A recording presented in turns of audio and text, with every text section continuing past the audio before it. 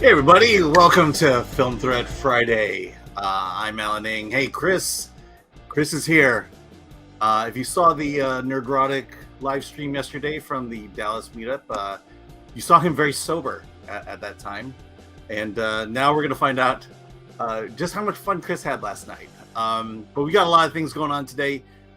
Transformers, Rise of the Beast, out in theaters. Both of Chris and I have seen that. I've seen The Angry Black Girl and Her Monster. Some stuff to talk about there. Also saw The Blackening last night. I have some thoughts, and then Chris is going to give us this amazing review of The Master Gardener. Why? Because you all asked for it. Hey, with that, like, subscribe, do all that junk.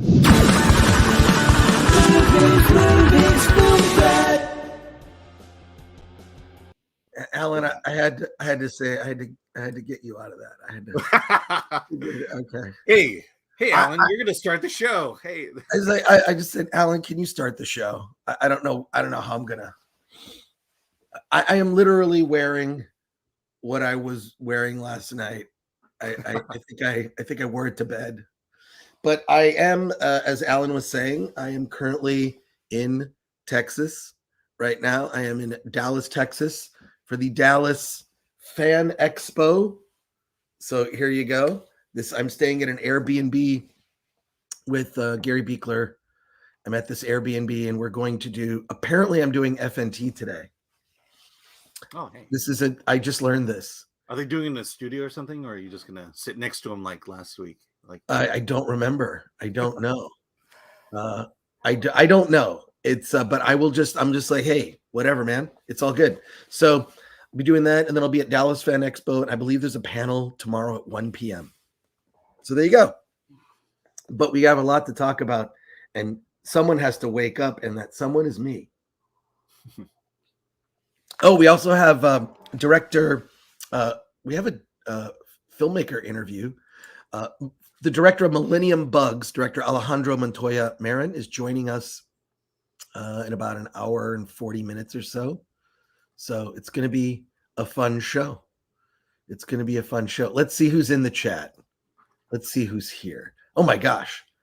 Lord Thoth says, like, share, and subscribe. Hit the bell for notifications. Join us as a member. Thank you for that. I appreciate it, Lord Thoth.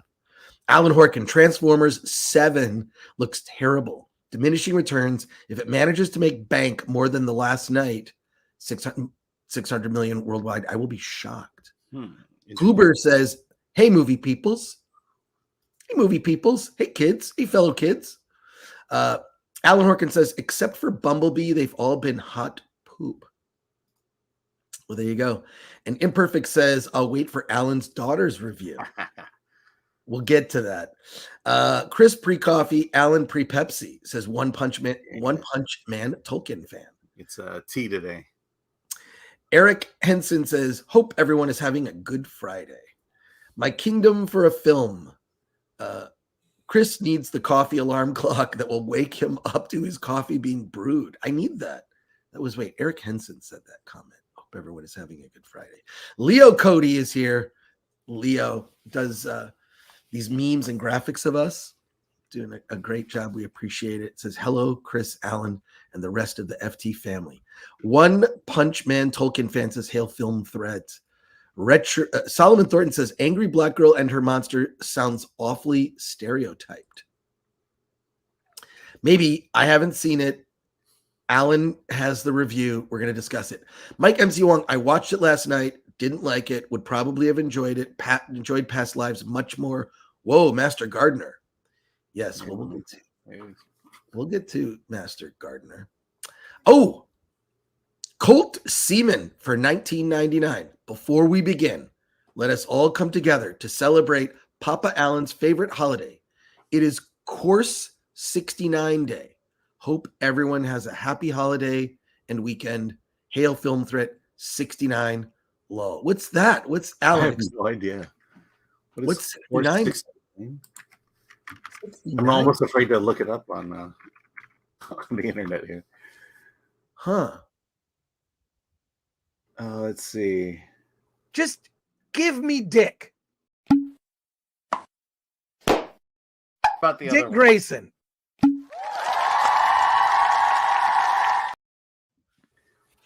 Yeah, at MIT, there's a course 6-9 about computation and cognition. Interesting.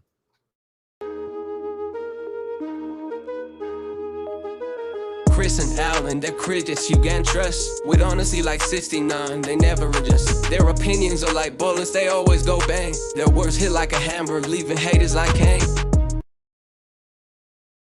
I don't. What are we doing? Wait a second, Alan.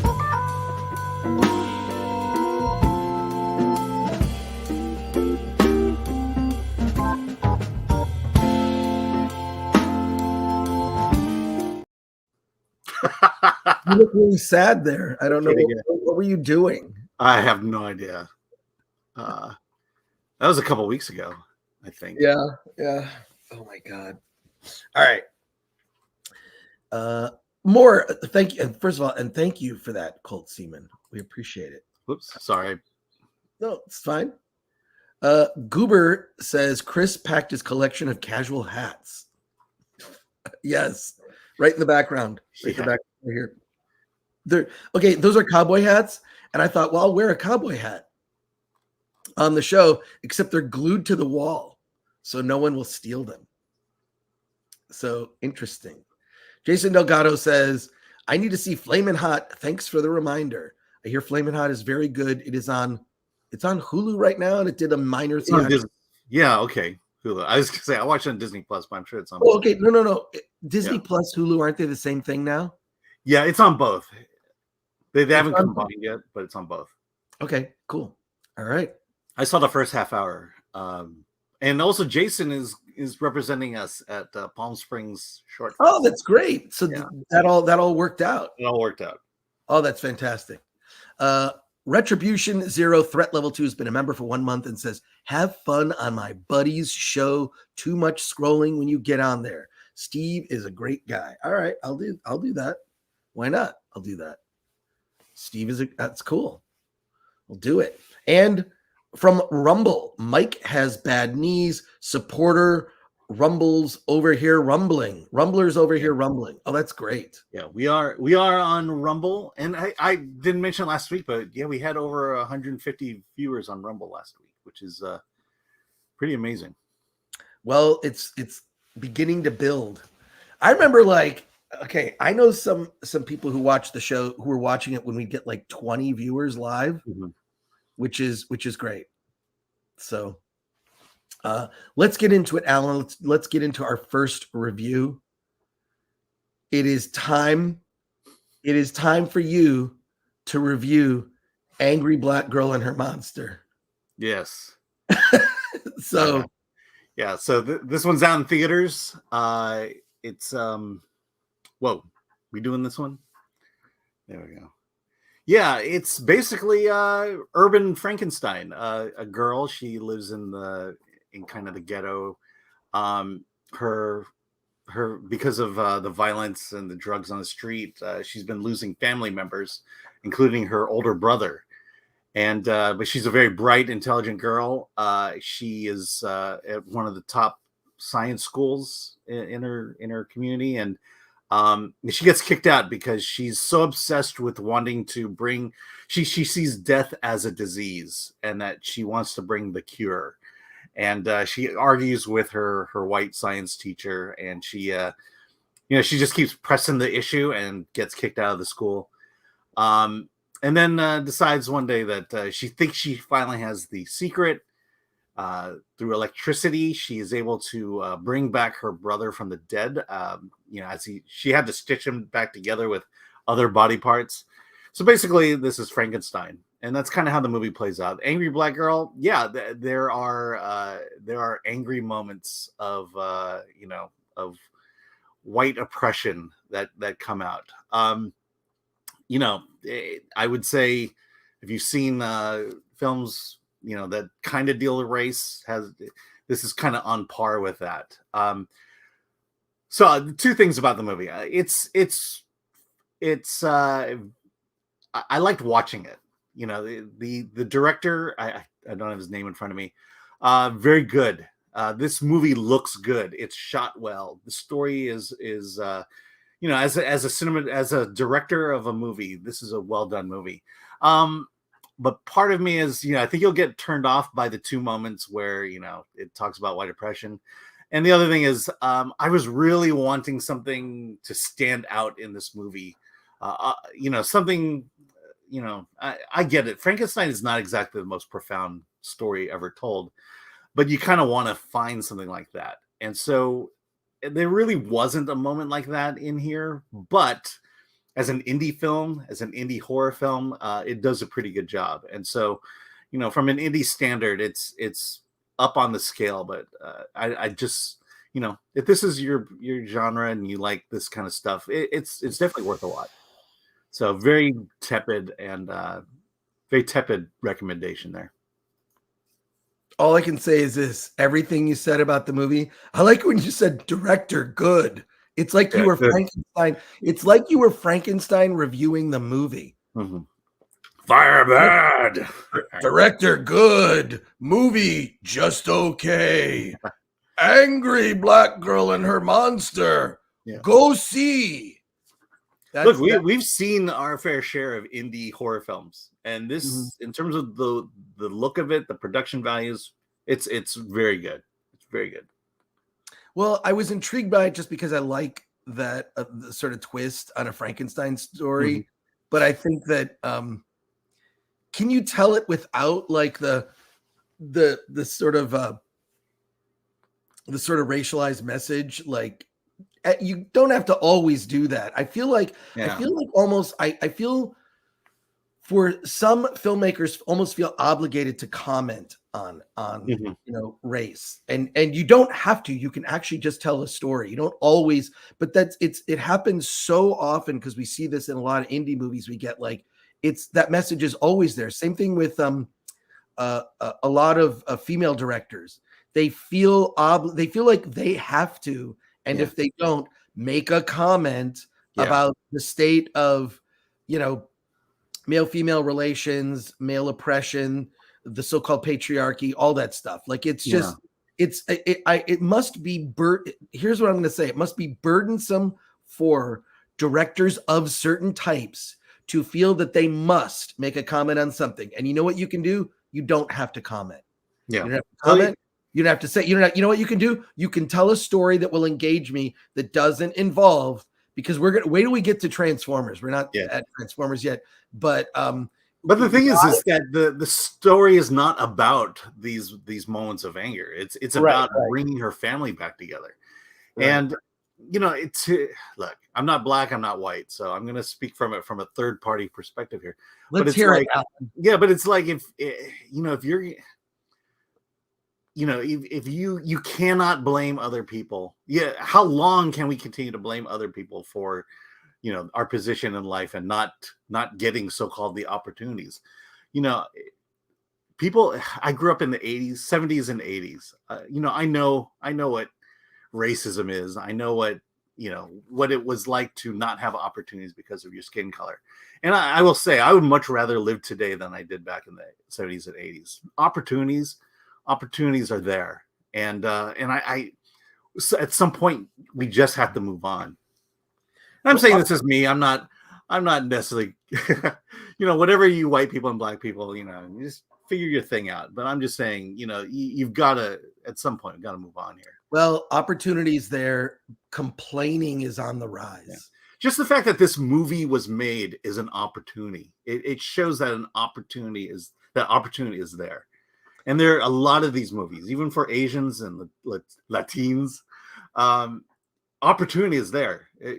We're sitting at the table, which is not something we've been able to do decades ago. Yeah, so that's the thing that just like, I think that this movie, regardless, is going to turn people off, including the title. I'm just putting that out there. And I heard. Do we have a review of it on the website yet? Yeah, it's going up later. Sabina reviewed it. Okay, cool. So we have a review of the film going up on filmthreat.com later today. But man, I just everything you said about it makes me kind of not want to see it. Yeah, well, which it's like it's two moments that kind of taint the movie. Yeah. But other than that, like I said, it's well produced, good production values, and it's fairly typical of what we see in indie horror.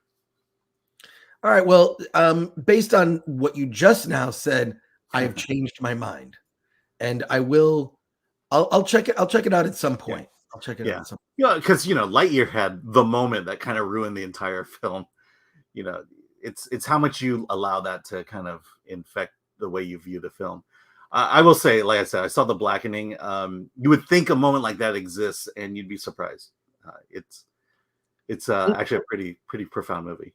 Well, we'll tell us a little bit about The Blackening, because I can't do a full review. Not a full review. Just give me a tease. Yeah.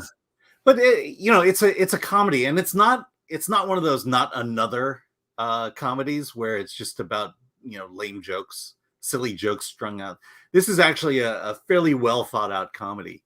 The Blackening also gives it kind of gives you a hint of what the movie's about, and in the trailer, without saying much about it, the core of the issue there is of this group of friends, of African-American friends, who is the blackest.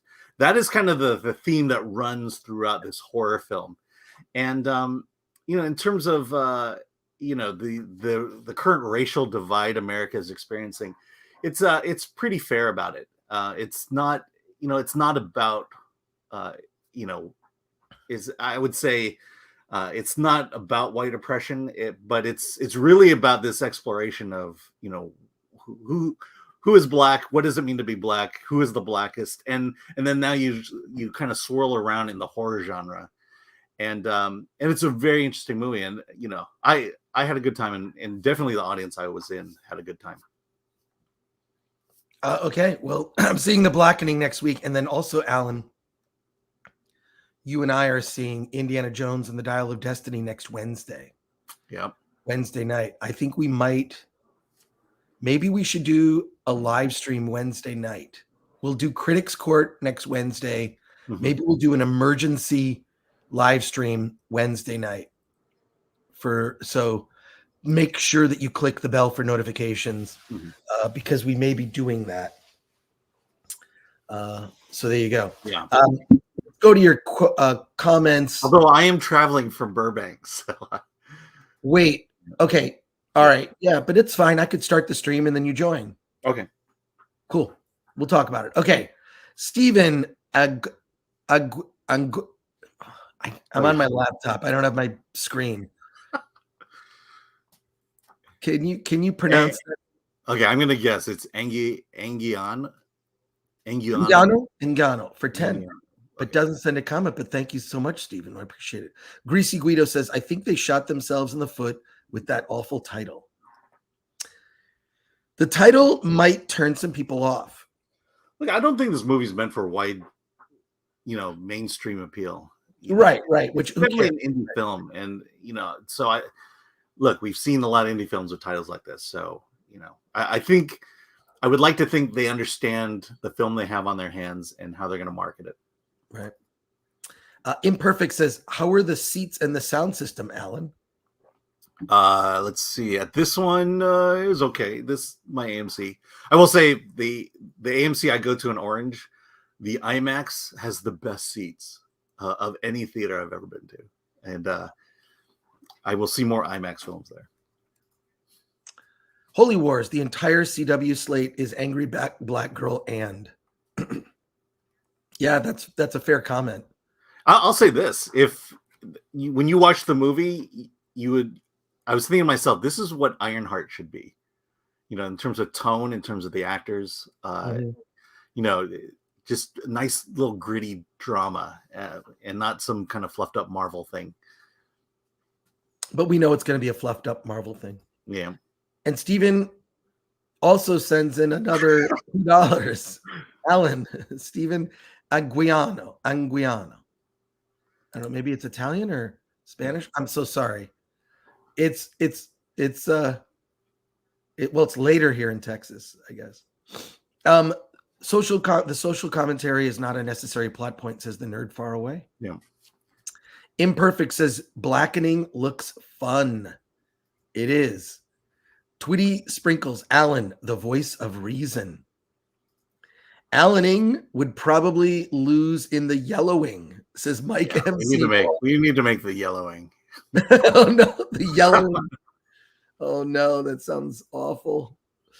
Thanks, Mike. The Nerd for Always says Gore's in Dallas at Fan Expo. Yes, I am. I'm at Fan Expo, and I'm doing a panel at 1 p.m. on Saturday. And Fan Expo looks fun. Imperfect says, that's a joke. Review a crap movie, but give it a good score for seats and sound. Yeah, we talked about it. It's a bad movie, but the cinematography. Yeah, there you go. There you go. So cool. Let's talk about, because we can do it quickly. Let's talk about Master Gardener. So let's see. Humans, why are you not reading Film Threat magazine?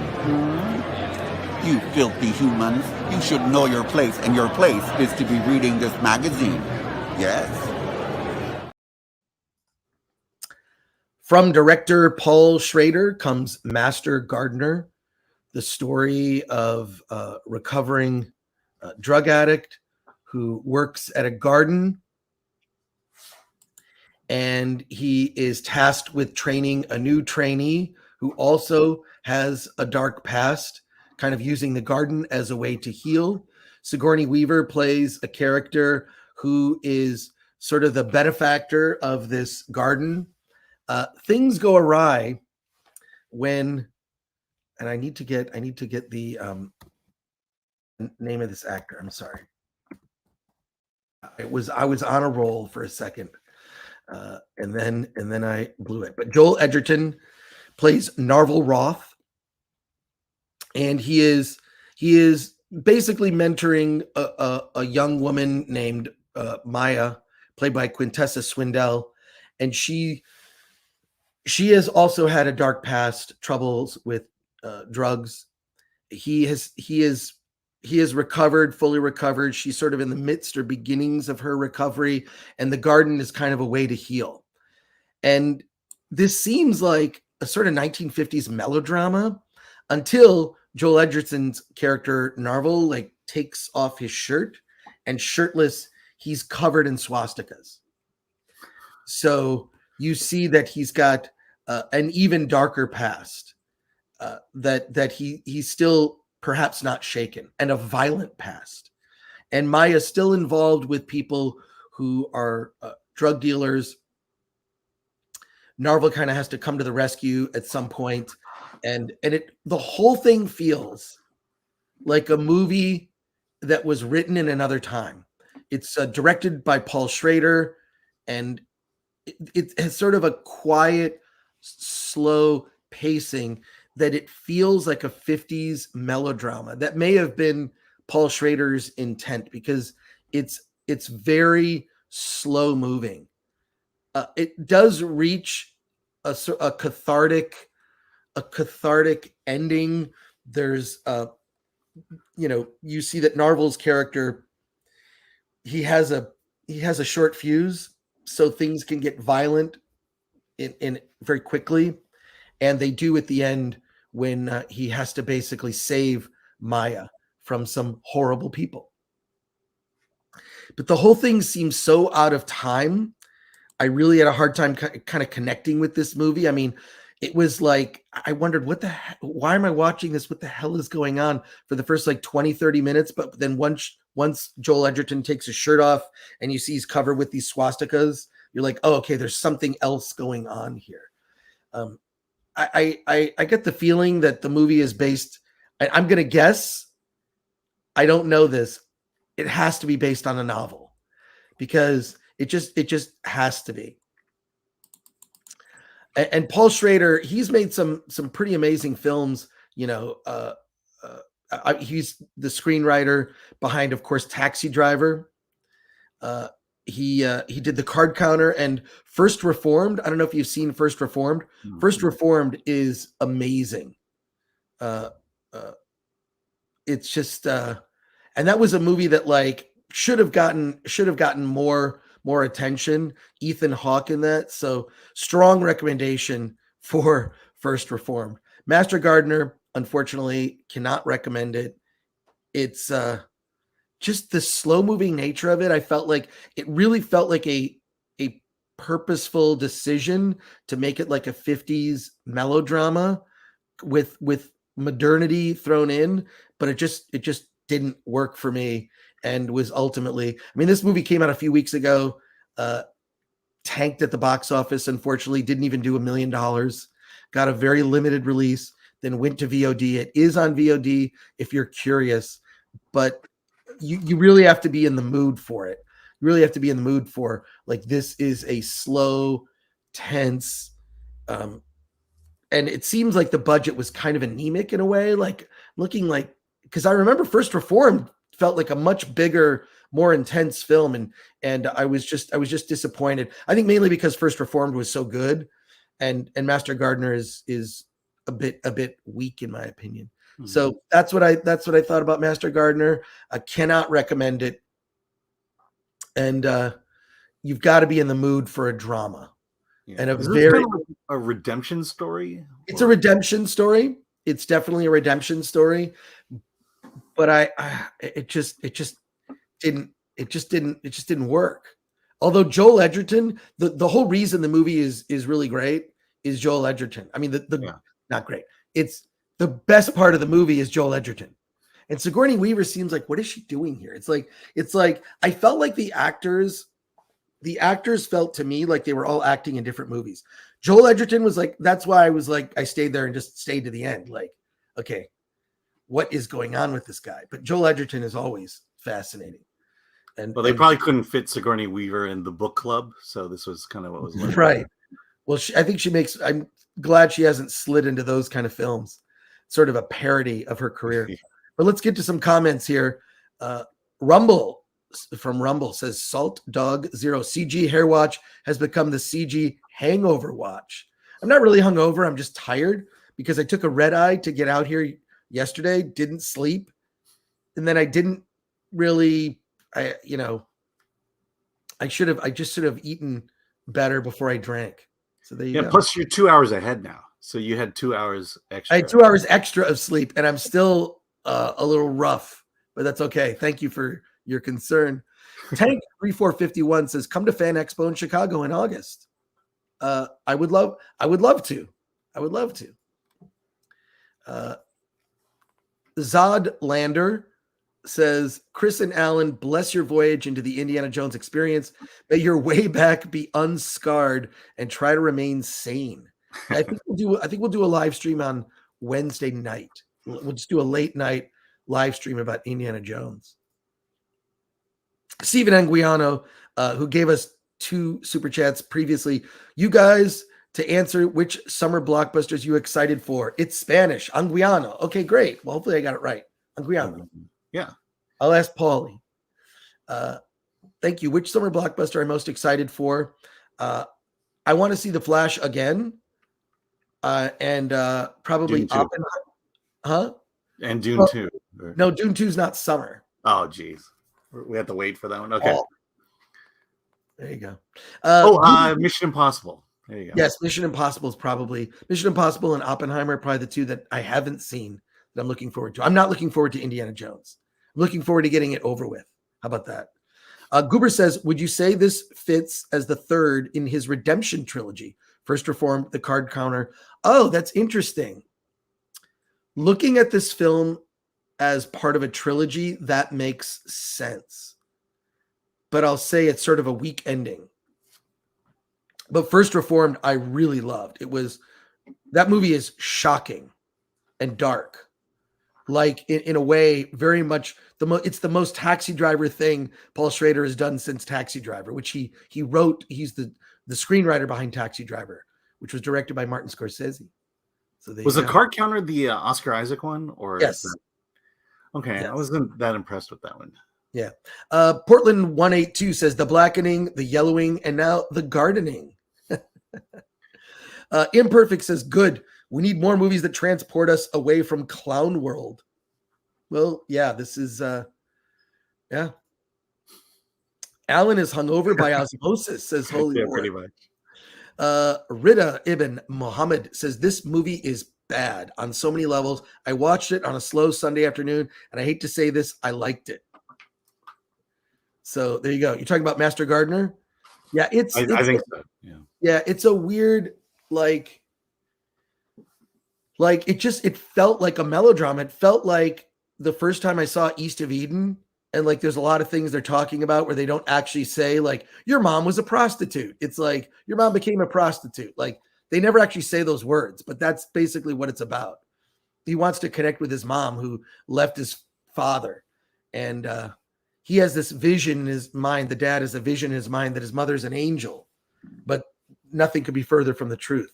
And he discovers the truth and then feels betrayed by his father and is distraught over his mother. And it's East of Eden is James Dean's, the first film that James Dean did. He replaced, originally Paul Newman was going to play that role. And what's so funny is James Dean beat out Paul Newman for every role. So they would both go to audition and then James Dean would get the role. Then James Dean makes 3 movies. He makes 3 movies and dies. He gets in a horrible car accident and dies before those 3 movies come out. And then Paul Newman ended up getting all like, Yeah. he ended up having a career. But if James Dean had lived, maybe he would never have had a career. Oddly. But yeah, thank you. So that's great. So yeah, it's like bad, but I like Joel Edgerton. How about that? That's like sort of, and then Sigourney Weaver is just not very good in this film at all. She's not given much to do. So Master Gardener does not appear to be based on anything, says Alan Horkin. Okay. It felt like it was based on a novel just because of its slow moving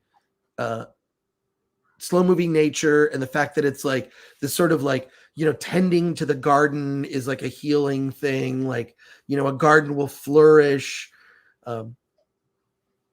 It's like that movie Being There. Yeah. With Peter O'Toole. You ever see that film? No, with Peter Sellers. Peter Sellers. What am I saying? Dude, I haven't even had a third of a cup of coffee. Peter Sellers. My God. Yeah. Yeah, you can't mix those 2 guys up. No, you can't. But it's so funny. I've been hanging out with Gary, and the 2 of us are the same. We'll be like, who's that guy? We're both like, what's that guy's name? That was the last neurotic union. It was just you constantly reminding each other of who was in what. Who was that? Okay, the guy's name. He did this like, and then like both of us. It's actually pretty funny. Yeah.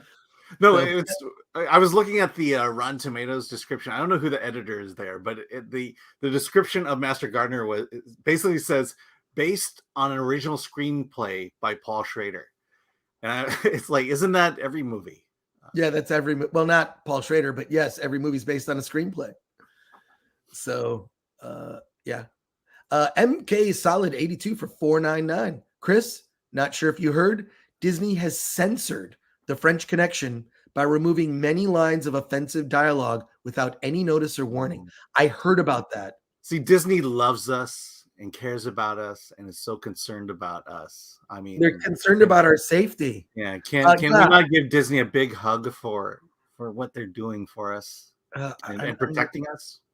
I'm going to give them a big FU. I can tell you that. I mean, it's just, yes, I heard about that. And it's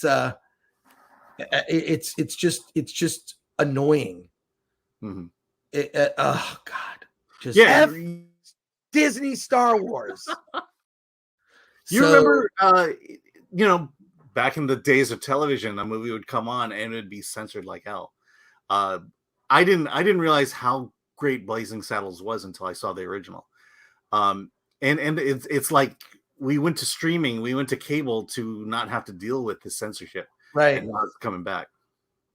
Yeah, it's really concerning. It's just really annoying to me. So yeah, no, it pisses me off. Like, put a warning at the beginning, fine. Do a land acknowledgement, fine. But we're out of control with censorship. And censorship is being held up as a virtue. It is not. It is not to be admired in any fashion whatsoever. And we as Americans deserve the truth. And the fact that this is being hailed, these kinds of decisions, is bullshit. It's freaking bullshit.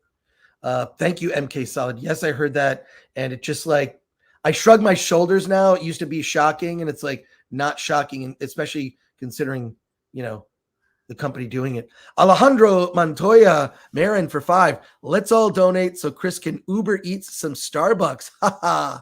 Yes. And Alejandro, we will see you later today on the show. Looking forward to it. Thank you for that. David D says, really enjoyed Attack of the Doc. Gonna buy the Blu-ray. Thank you, Chris. Yes, the Blu-ray just this week went to the Replicator. We will have them. We're going to be having them for pre-order. See, I don't want to have them for pre-order until we actually know when I'm going to have them. Mm-hmm. So we'll be doing pre-orders before the end of this month. And then we'll be shipping them in August. Very excited. Will we have it in time for Comic-Con? That's a maybe. Okay. If we do, I'll do a special signing or something. I'll let people know.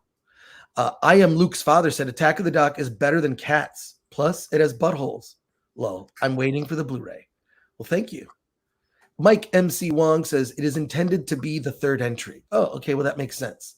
So it's the third entry in the Redemption trilogy by Paul Schrader. MM says, going to see The Boogeyman this afternoon. You will enjoy it. Very, very good. The interview with the director last week sold me on it. Oh, that's good to hear. Thank you.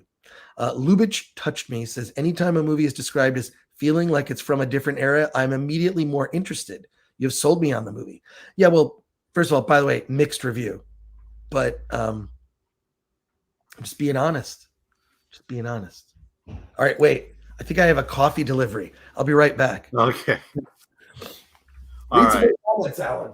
I know. So, yeah. Let's see. Holy War is based on an AI screenplay. Hey, we're not that far off. Let's see. All right, here we go. Holy Wars. They renamed the damn movie to The French-Canadian Connection. Then Joker. Yeah, you did something there. The Introspect M, based on a screenplay, sounds like a commentary on today's corporate Hollywood rewrites habit. Yeah, I just, it's like, go to the Rotten Tomatoes description, and that's exactly what it says. It's like, do people reread their work anymore? Let's see. Disney is imperfect. Disney is literally the evil corporation from every movie or story written about evil corporations. Let's see. Hey, let's go to Rumble real quick. Scott MCC. Seriously, I didn't think Gore drank at all during the meetup last night, but there was a lot of yelling because the venue was so loud. I think that's all it is, not a hangover. So maybe he has a hearing problem. And then Scott goes on to say, being there sucks. There's an appreciation I have for being there, but I completely understand that. It's, to me, what I remember of that movie is just a simple man with simple wisdom, and somehow this simple wisdom, this simple common sense from the garden manages to change the world from a global political spectrum. And I don't know, maybe it's worth a watch in today's climate to watch again. Let me see. And then Winter Soldier says, being there played at the Landmark in my town, and the showings were near sellouts. We were shocked how young the audience was. Yeah, definitely. Yeah, I mean, maybe it is worth a relook, especially today. Let me just say, being there, I think is brilliant. I think it's absolutely brilliant. It's directed by a guy named Hal Ashby, who also directed a film called Harold and Maude. There's a documentary that is well worth seeking out called, I believe it's just called Hal. And it's about Hal Ashby's career. I love being there. I saw it as a kid. I've always loved, it basically skewers politics at the time and how people are kind of anointed and chosen. And he's basically, Chauncey Gardner is chosen by basically the donors to become president. Spoiler. It's brilliant. It's subtle comedy.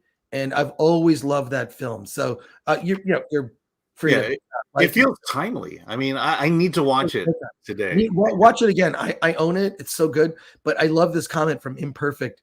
I heard it while I was indisposed. It says Disney is literally the evil corporation from every movie or story written about evil corporations. Imperfect, you should tweet that. Brilliant comment. So there you go. Continuing on here. Oh, we're gonna get to Transformers. A few more comments here. Tina Guzman says, how was Monsterpalooza? I went by there. I wish I could have gone. It looked fun. Monsterpalooza was a blast. I was there all 3 days. So much fun. I bought a lot of stuff. And the other thing is I've always loved horror fans. Horror fans are just so supportive, such a supportive community. It's also a community that, like, if you want to be involved, like, let's say you want to do makeup effects on a horror movie, you can do that. Go to somewhere like Monsterpalooza. All the effects houses, the major effects houses who do monster creature effects, makeup effects, whatnot, they all have booths. They all have, because they want to recruit and they need new talent constantly. Okay. The industry needs new people. And what do? You mentor. Mentorship is how you get there. Okay.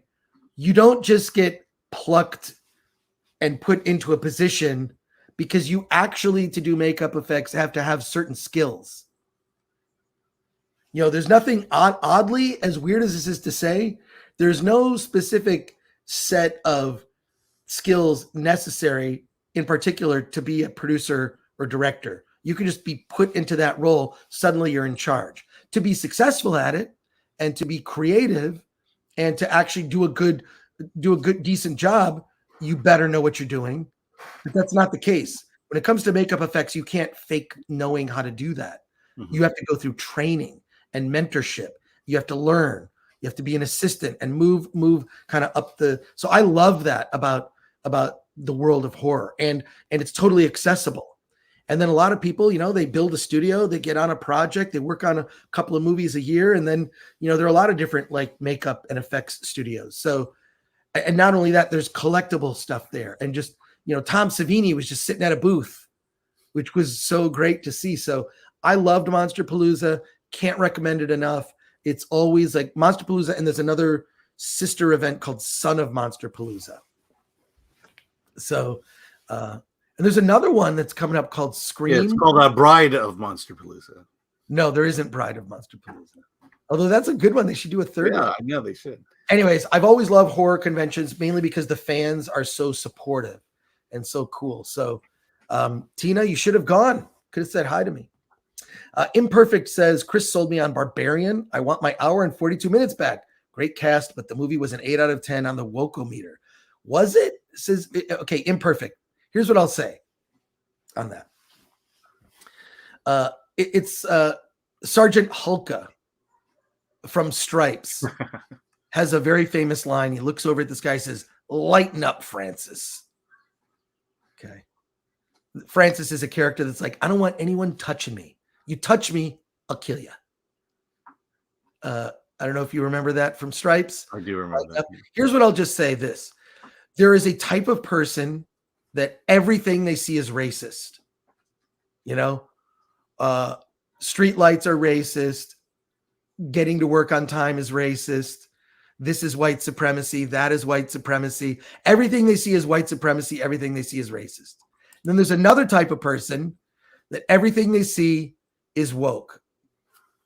And it's just not. Imperfect says, just busting your balls. See, I don't know. It's in text. I just was about to I was in the midst of a very compelling speech. And there you go. That's okay, Imperfect. You're free to bust my balls. All I'm saying is that that is a thing. And I think that both sides need to lighten up. Not everything is super woke and not everything is super racist. But there are things that are clearly, if you're not paying attention, then you're not noticing that there are things that there are certain agendas being pushed. That is happening. And the Chicago box says everything is woke in the morning. First of all, as someone who appreciates dad jokes, I love what you just said. That's the comment of the day, I think. So there you go. Let's go now to, let's start. We got to talk about Transformers, dude. We got to talk about. Can't wait. So. Hi, Dad. I miss you. Is she in Dallas? Yeah, I'm hanging out. I was hanging out with X-Ray Girl last night. So cool. All right, let's talk about Transformers: Rise of the Beast.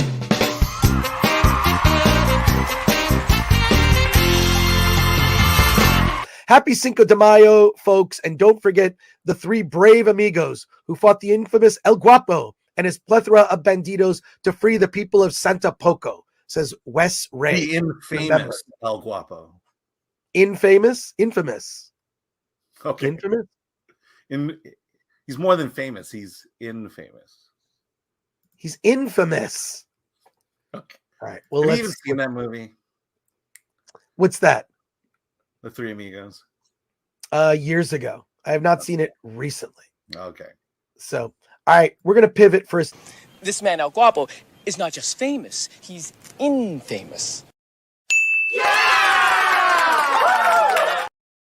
Fine, I lost that. All right. Okay. Transformers: Rise of the Beast. Alan, take it away. Yeah. So, hey, I guess this is the loose adaptation of the Transformers, the movie, back from the 80s. Unicron is hungry. He's going from planet to planet, devouring planets. He arrives at the planet of the Maximals, and the leader of the Maximals, these beast-like robotic creatures. You know what I'm saying there. The leader sacrifices himself so that the Maximals can leave the planet with the transwarp crystal. I don't know. I forget the name of it. Who cares? So they go to Earth, where they supposedly are protected. Meanwhile, on Earth, 1994, a museum intern finds a piece. The transwarp thing activates it, and it brings the Terracons to Earth, so that they can find the transwarp thing and bring Unicron to Earth to devour it, along with the Autobots. And did I mention Pete Davidson plays Mirage? That's pretty much all you need to know about this movie. Yeah, I was so bored with this movie. I don't know what we haven't talked about it, so I'll just tell you what I think.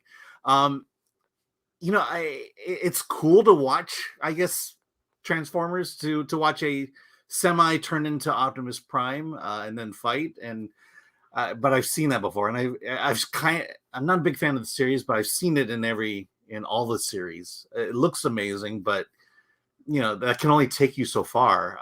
They go on car chases, and then they turn into Transformers.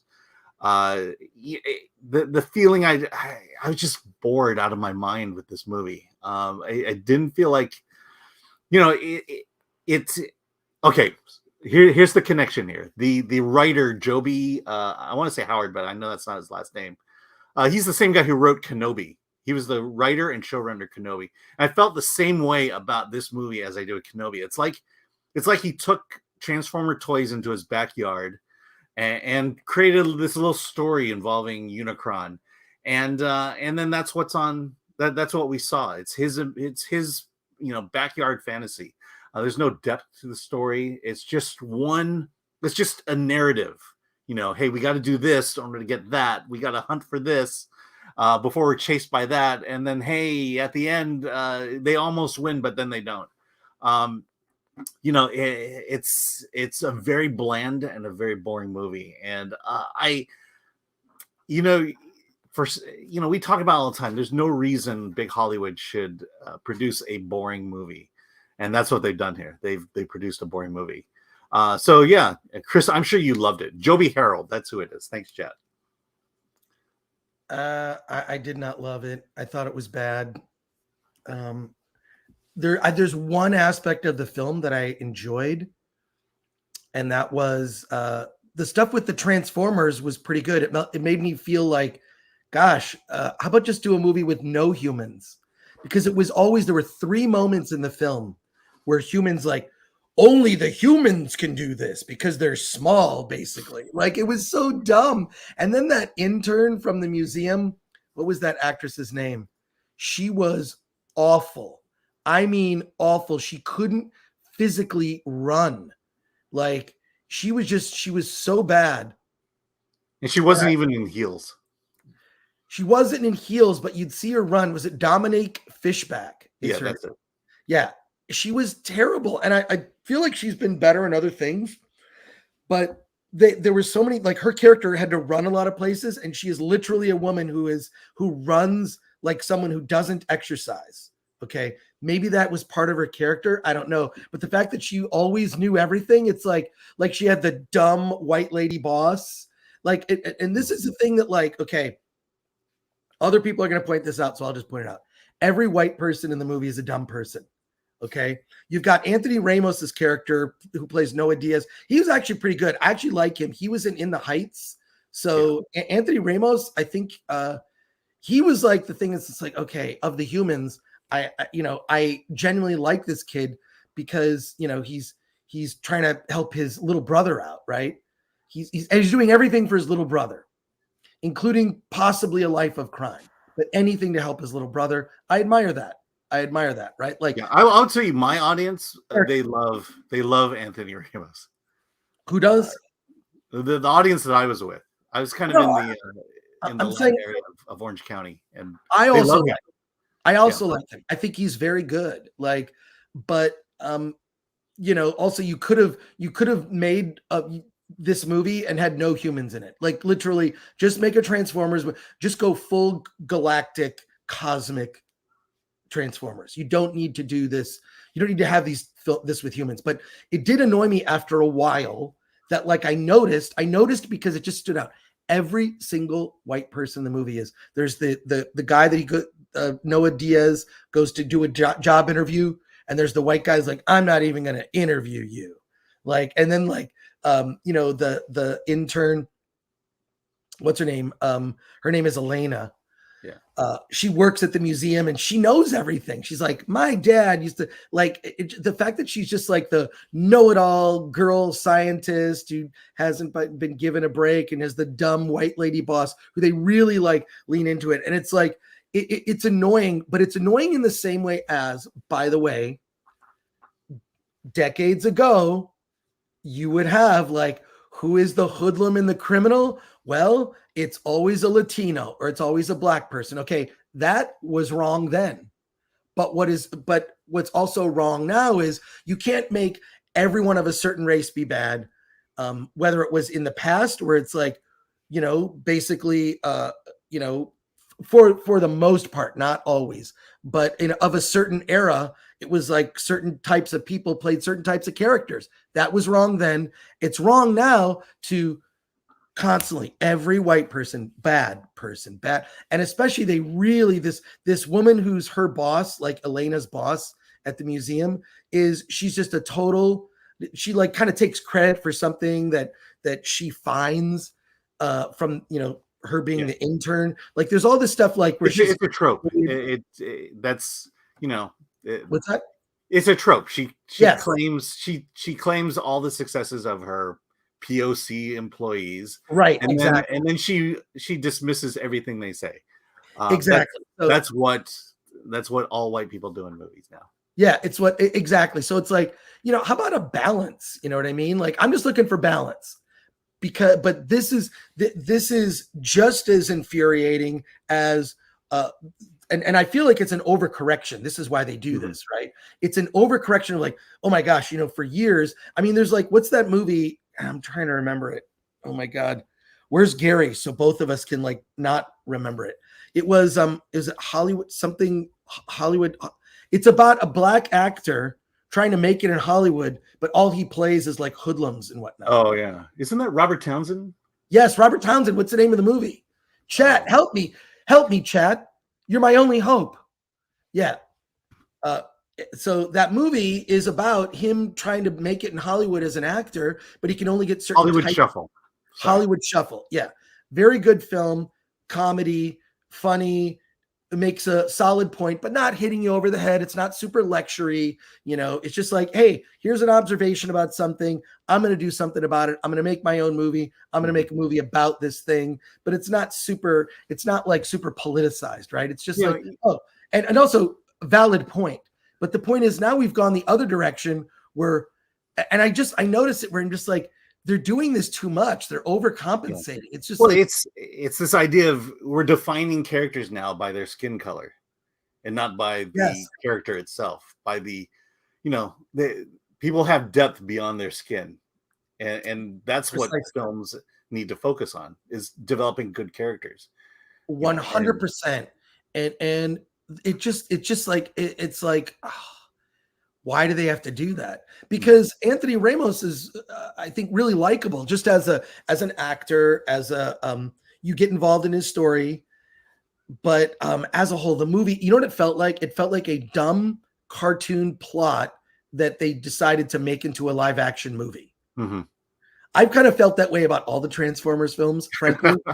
The two Transformers films that I've enjoyed, the first one with Shia LaBeouf, I think is a very good introduction to the concept, and bringing it into the real world, directed by Michael Bay, with a little assist from Steven Spielberg, but like really leaning into the boy and his dog situation. And then Bumblebee, a simple story, a girl in her car, fine. But all the other Transformers movies have just been like overly complicated, leaning into, God, what was the one where one of the Transformers actually had testicles, like balls, and they were like on a pyramid? I forget. You're asking the wrong guy here. Transformers 2.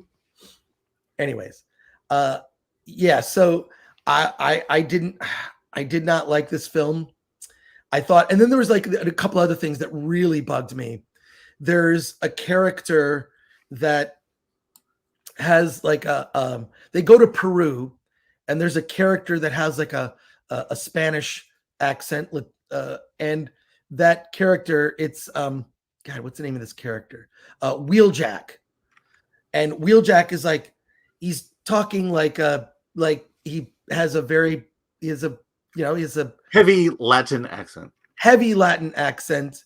And then like Noah's character is just like, oh, do you speak Spanish? And he goes, that's racist. Literally, the Transformer says that's racist for asking because he has an accent if he can speak Spanish. It's dumb. The audience that I saw it with, it was what do they call a fan access screening, which they do like a 1 day early screening. You can buy tickets for it, and it's open to the public, but it was kind of a tepid response. So yeah, I just like the sort of dumb nature of it. And we'll get into the third act as we kind of pivot to spoilers. But yeah, I'll say this: my audience. I was sitting next to a Transformers super fan, and he loved everything that was going on. But just the stoic nature of the rest of the audience was just stood out to me as, I think they're as bored as I am.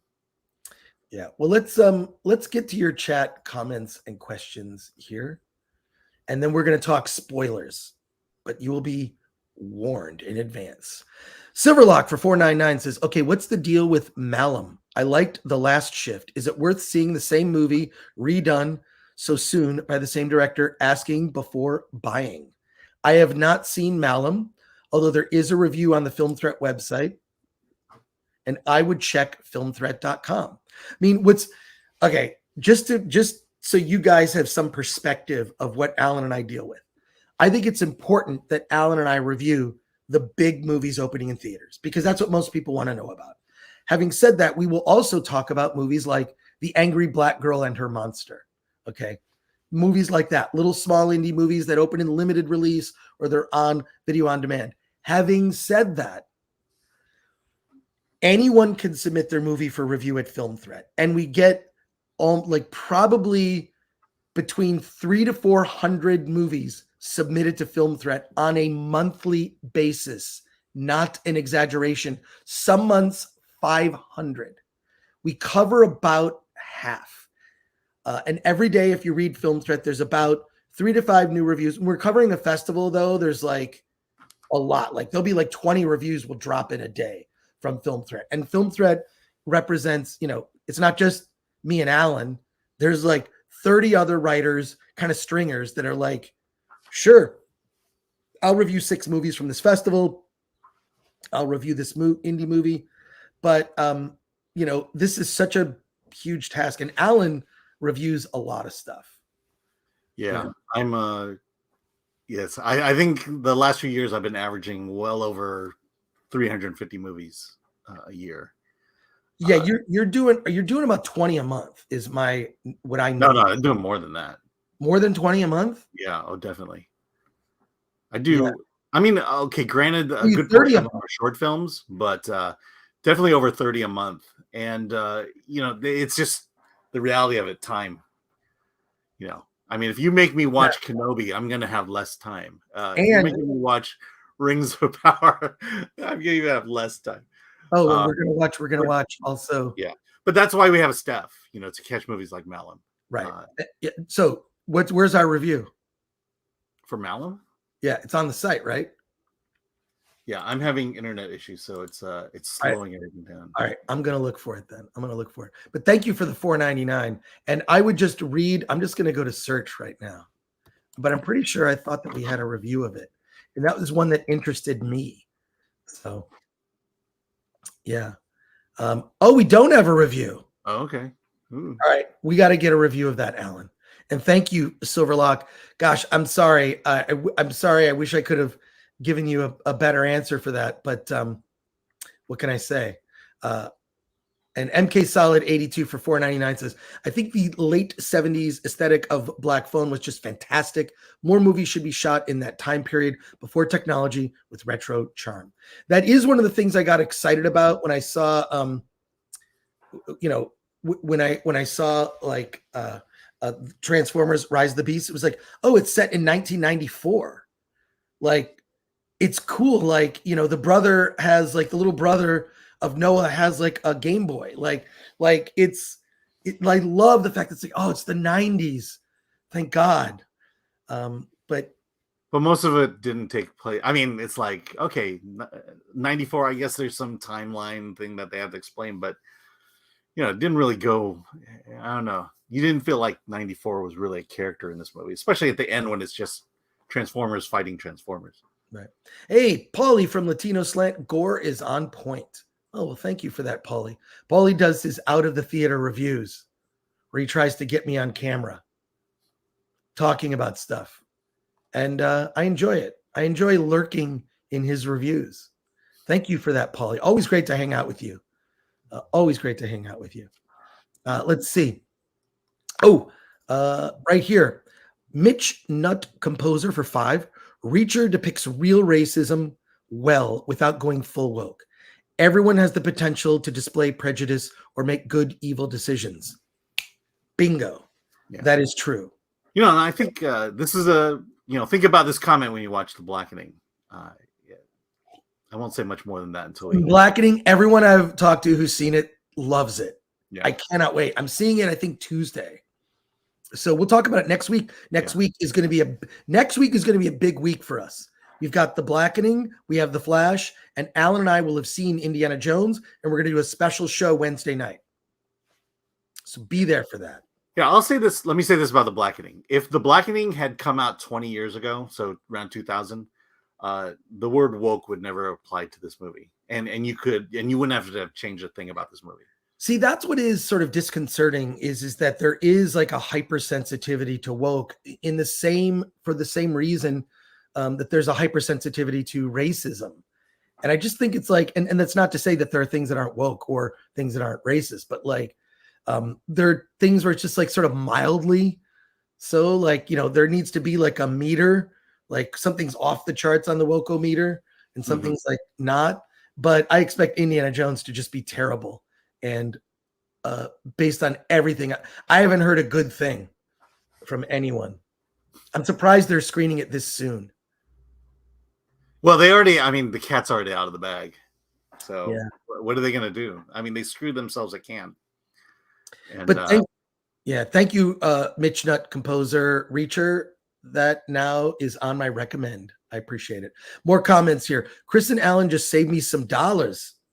Just bought tickets again for Spider-Man tomorrow. By the way, I'm sitting here watching Transformers Rise of the Beasts, and all I can think about is, I wonder if I can sneak in and see Spider-Verse.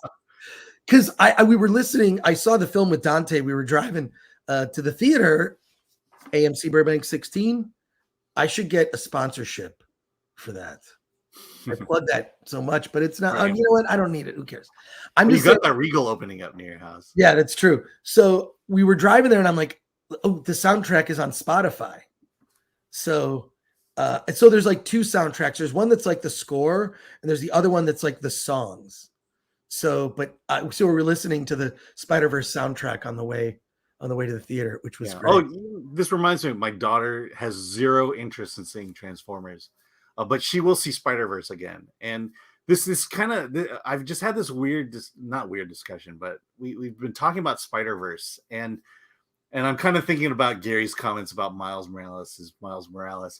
The reality is that for some reason, Miles Morales really resonates with this current generation, much more in any other way. Like Ms. Marvel, hardly a blip, but for some reason, Miles Morales, for the younger set, for the teens and younger, they really connect with him, and to me, that's pretty much a success for Marvel, success definitely for Sony, and for some reason, whether by fault or by luck or by intention, kids do like this character, and it has some legs to it. Whether we older generation guys, Peter Parker, that's our guy.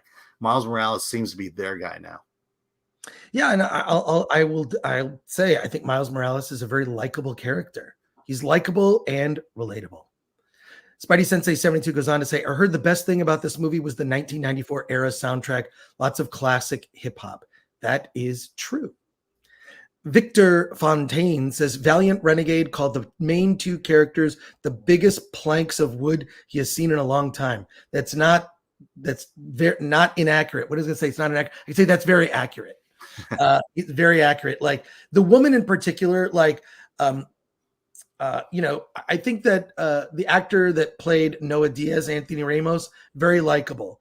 The woman who played Elena, Dominique Fishback, terrible. She's just the worst. And also they gave her I know everything. I'm the smartest. I'm smarter than everybody. So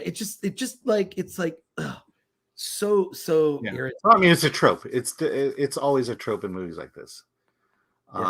And that's why we keep saying subvert expectations. Do something different with it. Exactly. Ken Bogus says Chris going hard on white people. Well, no, all I'm saying is I'm trying to make a point of it's really simple. Two wrongs don't make a right.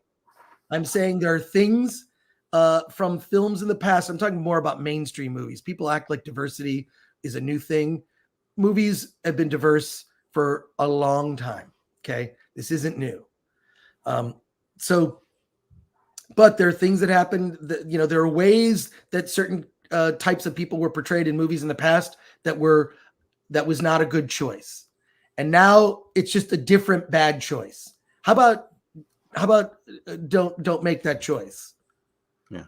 But when you say, in this movie, all white people were dumb, that's not something you should really tell an Asian. Well, aren't you white adjacent? Isn't that what Asians are, white adjacent? Is what I'm hearing now? that's the way I've described it is Asians are treated like white people, but without the privilege. Right. Oh my God. We've learned to hack the system, and smart white people. Okay, well, that's how you want to think about yourself. Yeah.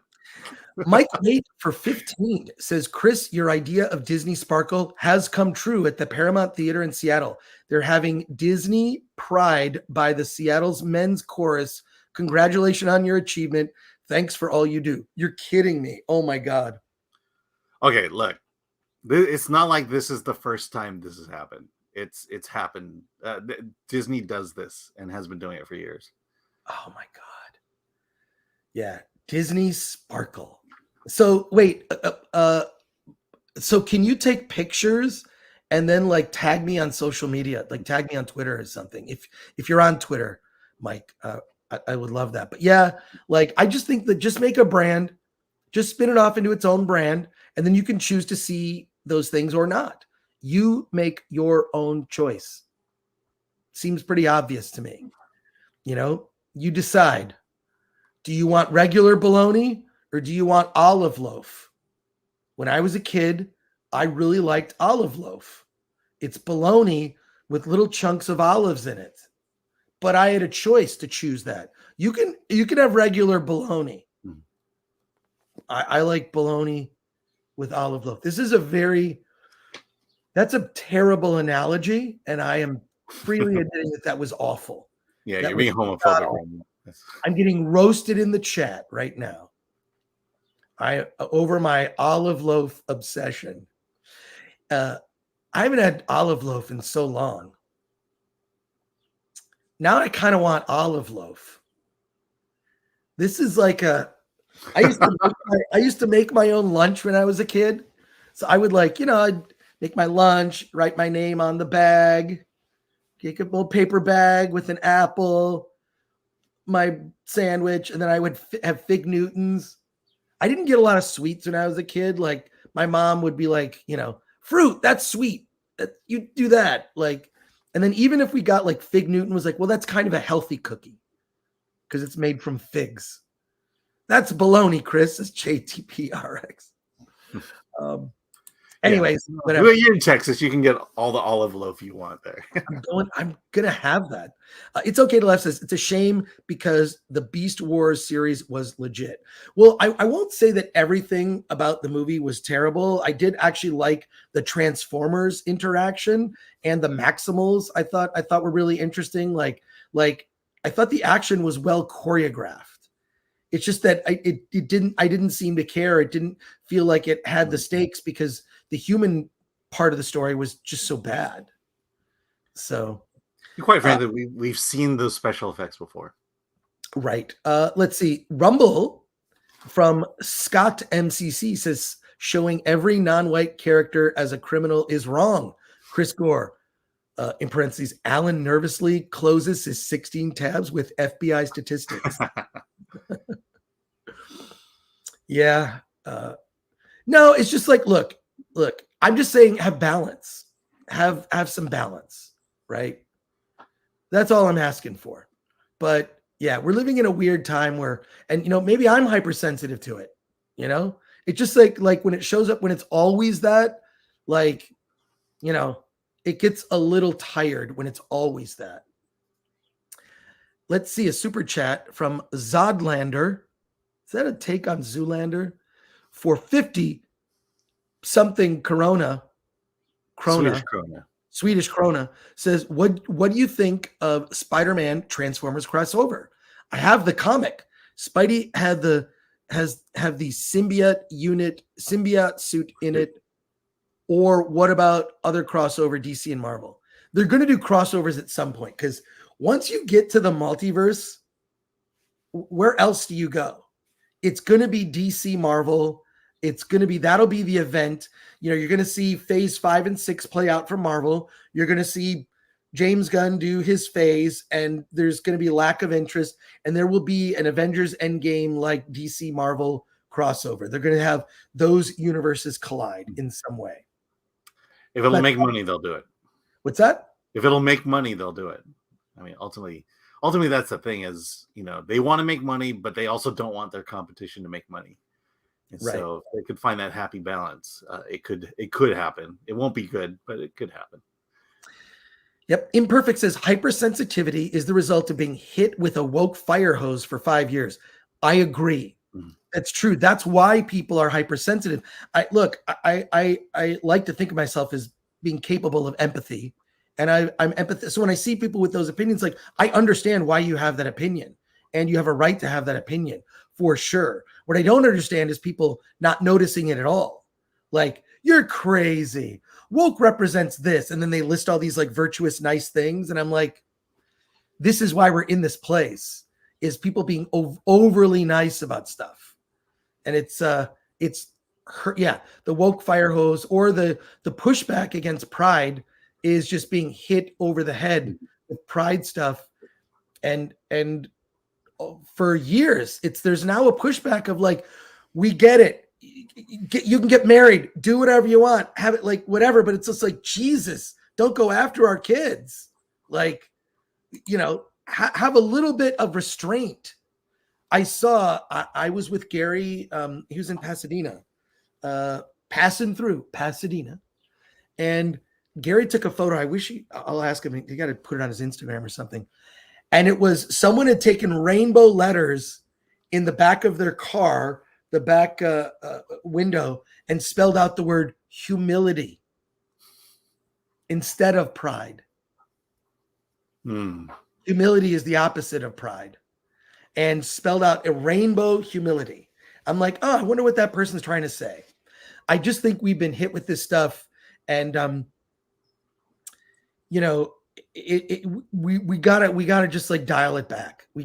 There's gotta be some restraint on the part of corporations to just understand that, and look, the pride stuff has always been at Target. That's not new. What's new is adding children's clothing lines into it and featuring it much more prominently. That's new. But that has always been there. Just like 4th of July stuff is always there. Just like Halloween stuff is there. Just like, just a lot of stuff there. Target is like, they're going to capitalize on something. They'll put it on a napkin, whatever. So, hey, Star Wars Marvel Purist says, hail Chris Gore. My wife and I enjoyed meeting and talking with you last night. Oh, thank you so much. We'll definitely meet up at movie meetups when we get settled in from the move. Hail Alaning. Okay. Every Thursday, AMC Burbank 16, we are usually at Islands or Yard House or Sushi Stop. Sushi Stop has $1 beers and $1 sake and decent sushi. And they have this amazing green tea ice cream that is incredible. Chef's kiss. So good. So Sushi There's no Stop, room in that place though. Well, there's an outdoor patio area. So just so you know, Star Wars Marvel Purist, join us. Movie night. We just, get your AMCA list. We'll tell you what movie just show up. And it's just like, oh, we're all going to see this movie. Grab tickets. And then we talk about the movie after. The Introspect M, even without the hypersensitivity, the same themes have been done so much lately that people are just sick of getting beaten over the head. Bingo, bingo. They're tired of it. Like, just tell me a story. Just tell me a story and tell me it with characters that I can look. And look, by the way, Miles Morales, I don't think people are talking about the same sort of audience that was called racist for not liking Little Mermaid, which is not the reason they didn't like it. I think people don't like their classic Disney animated remade and gender and race swapped and all this adding wokeness into it. They don't like that. It's just too much. It's too much. And people are sick of it. I think people are sick of a lot of things. Like, it's just, the pendulum has swung so far. It's just sort of in free fall. And Ken Bogus says, I'm not white. Chris, love you. Oh, thanks, Ken. I wouldn't care if you are. I always connect with people based on like common interests, like our dislike of Disney Star Wars, or we like certain things, or we'll find sort of common interests. So there you go. I don't know why skin color is the thing that bonds people together.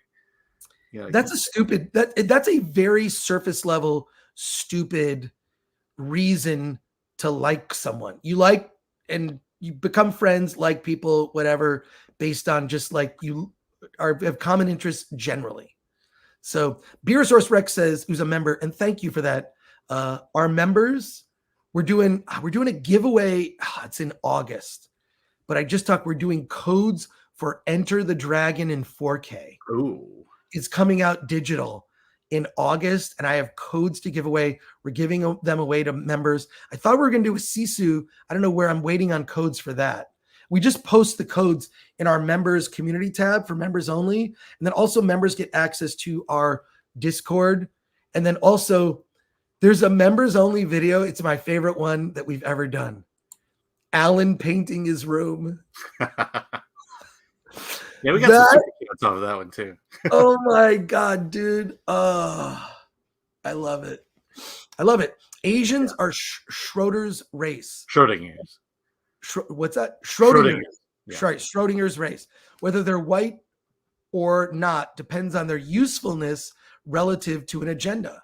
Oh, Alan, care to comment? Yeah, I mean, that's, look, we've talked about it before.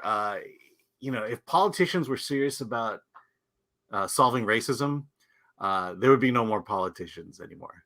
Once you've cured racism, they're out of jobs. And so look, these DEI positions, there's money now being placed in a role that is specifically meant to keep the races divided.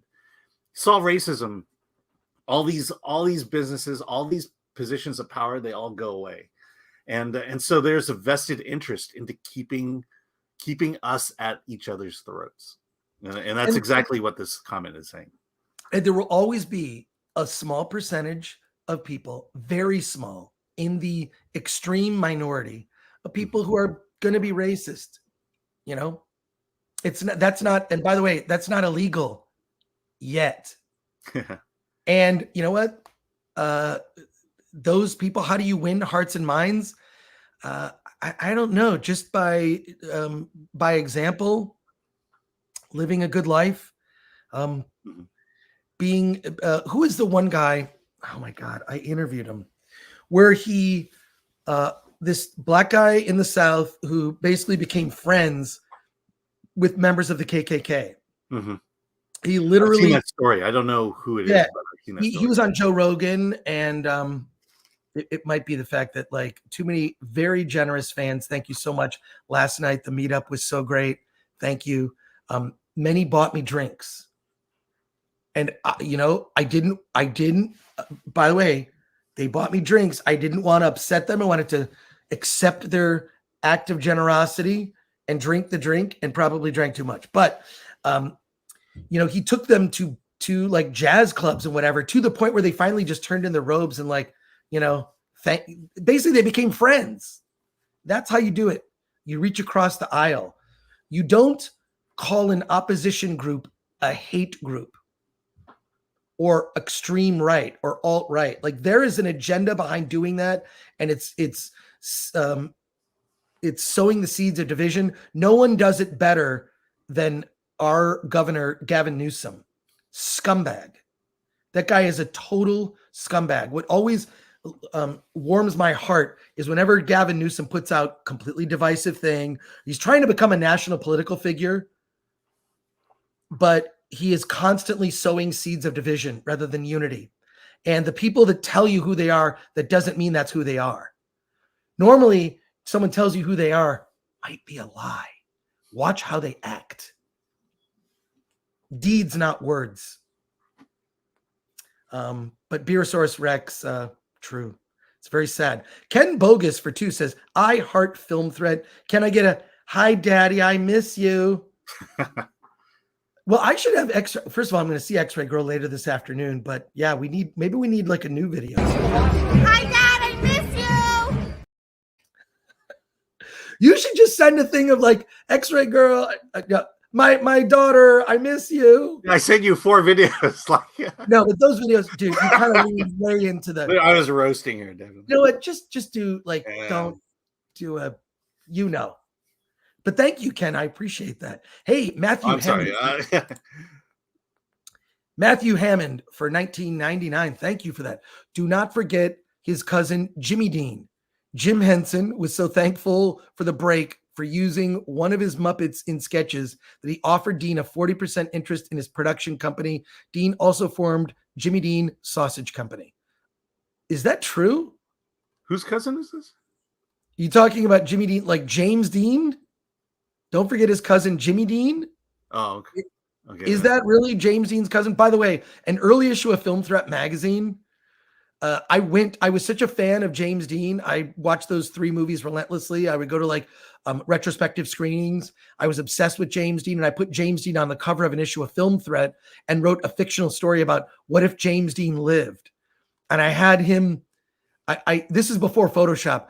A friend of mine named Tim Caldwell like doctored some photos, and I had James Dean like starring in all the movies that Paul Newman was in, like Cat on a Hot Tin Roof with Elizabeth Taylor, and he starred as a space wizard in a fantasy movie called Star Wars that bombed at the box office.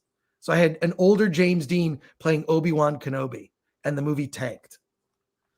A fictional alternate history if James Dean lived. I should do a thing. Maybe I'll do this for members only. I'll take an issue of Film Threat magazine and I'll go through it and just talk about it and show old stories. Like there's a reason Film Threat magazine had the reputation that it had, that it has, like the print magazine. So back in the day, there might be a documentary in the works about that. So there you go. Tom Siebert says they needed a genuinely charismatic, masculine Latino in the Heights, and Anthony Ramazis wasn't it. The guy I saw on Broadway years ago exuded sensual confidence. Anthony is like the friend-zoned guy. Yeah, there's like even in this movie, like there's no romance. I miss that. Like, why can't 2 characters, like, I know it's cliche, but now it happens never. So when it does happen, it's shocking. Yeah, love and romance is a powerful emotion, and for some reason we don't want to tap into that one anymore. Yeah. Yeah. Mr. Echo says, ew, I just saw that Pete Davidson voices an Autobot. Quit trying to make Pete Davidson happen. Yeah. Alan Horkin says Marvel and DC have crossed over before. See Amalgam Comics. Yeah. No, they have crossed over in the comics. I'm saying in the movies. That's going to happen. Yeah, I have the X-Men versus Teen Titans from George Perez. It's a great comic book. Nostalgic like hell, but it was a fun one to read. Humility is such a nice word to hear. Thank you, Chris, says Akanika, who's a member. Thank you so much. Kimberly Moore, I love, I can't read that. Sapporo. It's the Japanese Japanese beer. I see, the Japanese beer. Why did I? Okay, yes, Sapporo. It is, they have dollar beers, dollar Sapporos. You can get a pitcher for $4. It's great. Alejandro Montoya. I was going to say, by the way, the green tea ice cream, it's called wasabi. That is not, first of all, no. I know what wasabi is, Alan. I'm not a sushi noob. More movies, less politics. Well, we'll talk about it, Alejandro. Alan Horkin says, Chris Gore reading Film Threat could work. Paul Chato reading TV Guide is actually entertaining. Well, I'm saying I wouldn't read it. What I would do is I would take an issue. I would show you stories and maybe tell you, show you the stories we did and tell you sort of behind the scenes thoughts. But before we have our special guest join us today, let's talk spoilers for Transformers Rise of the Beast. That third act is a mess. It's a mess. One of the things I did actually like on the positive side, before we talk about other aspects, what I did like about the action in this movie is I thought the action was well done in the sense that part of like Transformers 2 just got confusing. You're like, who's what and whatever. They're looking this, like they did a very good job of like very clearly identifying who, the Autobots and whatnot, the Maximals. They were well defined. And I thought the action sequences had like defined goals, and then they paid attention to geography. So you'd get like these wide shots of like, these characters are here, these characters are over here doing this. Here's what's happening here. We're gonna push in on this and tell you what happens here. I mean, it was fast-paced, intense, but at least it wasn't confusing. So I want to give it credit for that. It deserves credit for that aspect. Having said that, there are 3 moments in this movie where it's like only the humans can do it. And it's something like really important. And I'm thinking it would be way better if you got because humans are just too easily killed. right? Like it's just like, and of course they're never really in danger. They're never really in danger. But it's something that I didn't know about. It felt very Iron Man, but is out of the show is Noah Diaz's character. He gets like this iron suit. What do they call it? Is that the symbiote suit? Someone mentioned symbiote, but I have no idea what they really call it. It's very Iron Man like, but it's fine. Like that worked for me.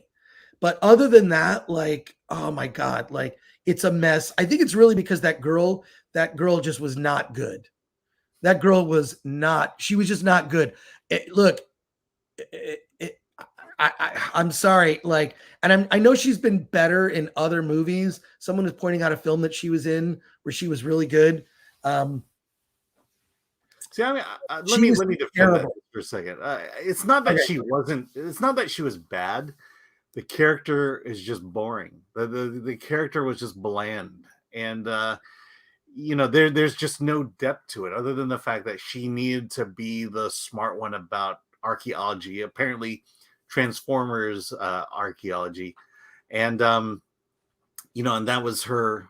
That was the role she had to play, and it's like, giving an actress a role like that and say, okay, make something amazing, spectacular out of it is almost impossible without having to rewrite or redo or take over the role. And that's just what young actors don't do. You saw what happened with Jenna Ortega and Wednesday. For an actor to come out and try to make something alive and different about these bland roles can mean career suicide. So I'm not saying she was bad. I'm just saying that there was just nothing for that character. I'm saying she was bad. Yeah. Bad character, and then they had a woman who is not particularly athletic forced to run, and she ran like it just got distracting to me. If she was like running, but she's running like someone who failed gym class, like.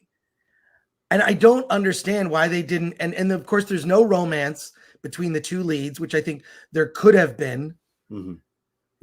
I don't know. It's just very bizarre that these, we've replaced old bad tropes with new bad tropes. That's what we've done. And you can call it wokeness. You can call it whatever you want. I just think it's bad and lazy. It's bad and lazy. And there you go. So the big spoilers, no one will be shocked. Yeah, they win. They win in the end. But the big spoiler is, and I'm giving spoiler warning. Okay, we have the spoiler warning at the bottom. I am telling you spoilers right now. 3, 2, 1. The post-credit scene. Noah Diaz's character is being recruited by the evil guy from House of Cards. I like that actor. Very good actor. To be involved in a new project.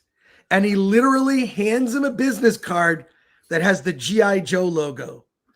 And they're going full, they're merging the G.I. Joe and Transformers franchises into one movie. So there's going to be a G.I. Joe Transformers meetup. Did that ever happen in the cartoons? I don't know, because I had aged out of the cartoons by the time that G.I. Joe the cartoon had come along. I was in high school. I wasn't watching G.I. Joe, and I wasn't watching Saturday morning cartoons as much when I was in high school. My interest shifted to cars and girls and going to the movies, and also comic books. Oddly, I still read comic books. Winter Soldier is saying the Hasbro universe. Yeah, the Hasbro verse is basically, this movie is the birth of the Hasbro verse, a direct connection to G.I. Joe. That's what's happening. Whether it'll happen, we'll see based on the box office. I'm not sure how much the box office matters. They keep making these Transformers movies, and I think it's been diminishing returns. You've got 2 good movies out of 7 movies is what it is. Bumblebee, very, very enjoyable, entertaining. And the first Transformers movie, which I also thought was enjoyable and entertaining. So I don't know. Let's go to our chat before we bring on our special guest. Very excited to have him here today. He's waiting in the wings in our digital green room. Hey, awesome. Good to see you, Alejandro. Let's go to our final comments here. What you think about today's events, today's discussions. Latino Slant, my boy, Paulie. Paulie, I'm going to have to hit you up later. We have some movies to see next week. The female character was unnecessary. Yes. She was like, or at least make a love interest or whatever, but she was just like the scientist who knew more than everybody else. And it was just like, you know, like I say, we've replaced old bad tropes with new bad tropes. That's what has now happened. He's the former vet who's fighting to keep his family together. She's Right. the smart scientist who knows everything. Yeah, You know, exactly. And those are the two perfect people to take down Unicron. Yeah. So there you go. And let's see. From Rumble, Scott MCC says, that's an odd analogy, Alan. Jenny Ortega is getting elevated to producer of the next season of Wednesday. Yeah. My point is that Jenny Ortega at least understood her character and fought for her character. Yeah. And fought for the integrity of that character and what she said and did. This role is just so bland that you couldn't do that. Yeah. By the way, I'm looking at the box office numbers for Transformers, and this is why it succeeds. The blaring example here is Transformer: Age of Extinction. It made $240 million domestic, but made $1.1 billion international. These are the Transformers franchise is more of an international franchise, just like the Fast and the Furious films. So they have modest success in the United States, but they're global successes. Yeah, in every single case, the international numbers far outperformed the domestic. Look, Transformers Last Night, 130 million domestic, 600 million international. Wow. So that's a huge gap there. Yeah, almost 6 times more than the US. Calhoun, who's a member, says, Az's review is hilarious for this movie. When I travel, because I watch YouTube pretty consistently, but when I travel, I'm not watching as much because I'm doing travel stuff. So yeah, I saw that he posted a review. I'm dying to watch. I'll see Az later this afternoon. I think we're the only 2 people on FNT that have seen the new Transformers.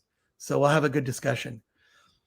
So Zodlander says, is Hasbro missing the point that those toy sales worked for younger audiences? The movies feel like it will miss their target audiences. Yeah, that's true. It's true. I don't know. Yeah, I mean, the runtime was one thing, but it wasn't as bad as. Yeah, the runtime wasn't as bad as. People respond to it more to this one than certainly Little Mermaid. Right. And let's go. Oh, some feedback from Ms. P Coffee. Shout out to Ms. P Coffee, working behind the scenes in her immaculate place right now. Working behind the scenes. She's feedback from the chat that could we do like a spoiler background? We will do that in the future. For sure. I like to take feedback from the chat. In fact, I thought of something, Alan. Mm-hmm. I thought of an idea that I want to run by the chat. Alejandro is coming up next. One last thing. So we're coming up. We're doing the trial, and this week the trial was fire. If you have not seen the Critics Court, I got so much good feedback last night at the FNT meetup. People are saying they love the trial.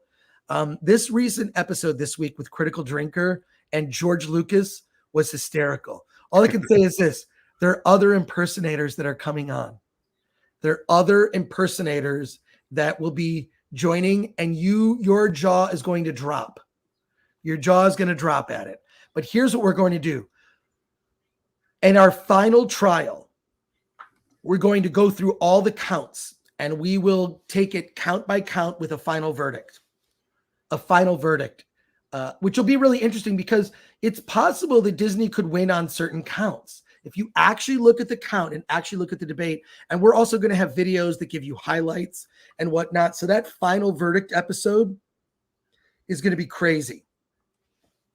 And then what we're going to do is we're going to do a poll at the end, and we will ask our audience, who would you like to see put on trial next?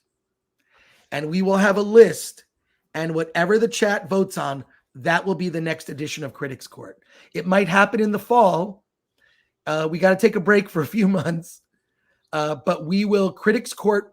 We're going to have a little video to say Critics Court will return, and then you will vote and decide what goes on trial next. Okay? So there you go. Don't miss Critics Court next week. And Al and I we're going to do a review of Indiana Jones and the Dial of Destiny. Eric. Sorry. All right. We'll do this. Alan won with the best title. That's why the stormtroopers couldn't shoot straight, says Lori Ormond. And then George Lucas said all the stormtroopers are gay. Can I just say that makes sense? I mean, they're all clones of each other. Do stormtroopers have a sex life? I don't know. I'm sure someone at Disney is retconning history now saying, yes, it's canon. All the stormtroopers are gay. Well, technically 10% of them were. But, Thank you. And our last comment here on our proceedings today, I upgraded my subscription. The trial is so good, says Eric Henson for $199. Well, thank you for that, Eric. I truly appreciate it. That's great. Awesome. Let's pivot and switch gears here. Just give me a moment. Give me a moment. I need a second here to do this. Just a minute.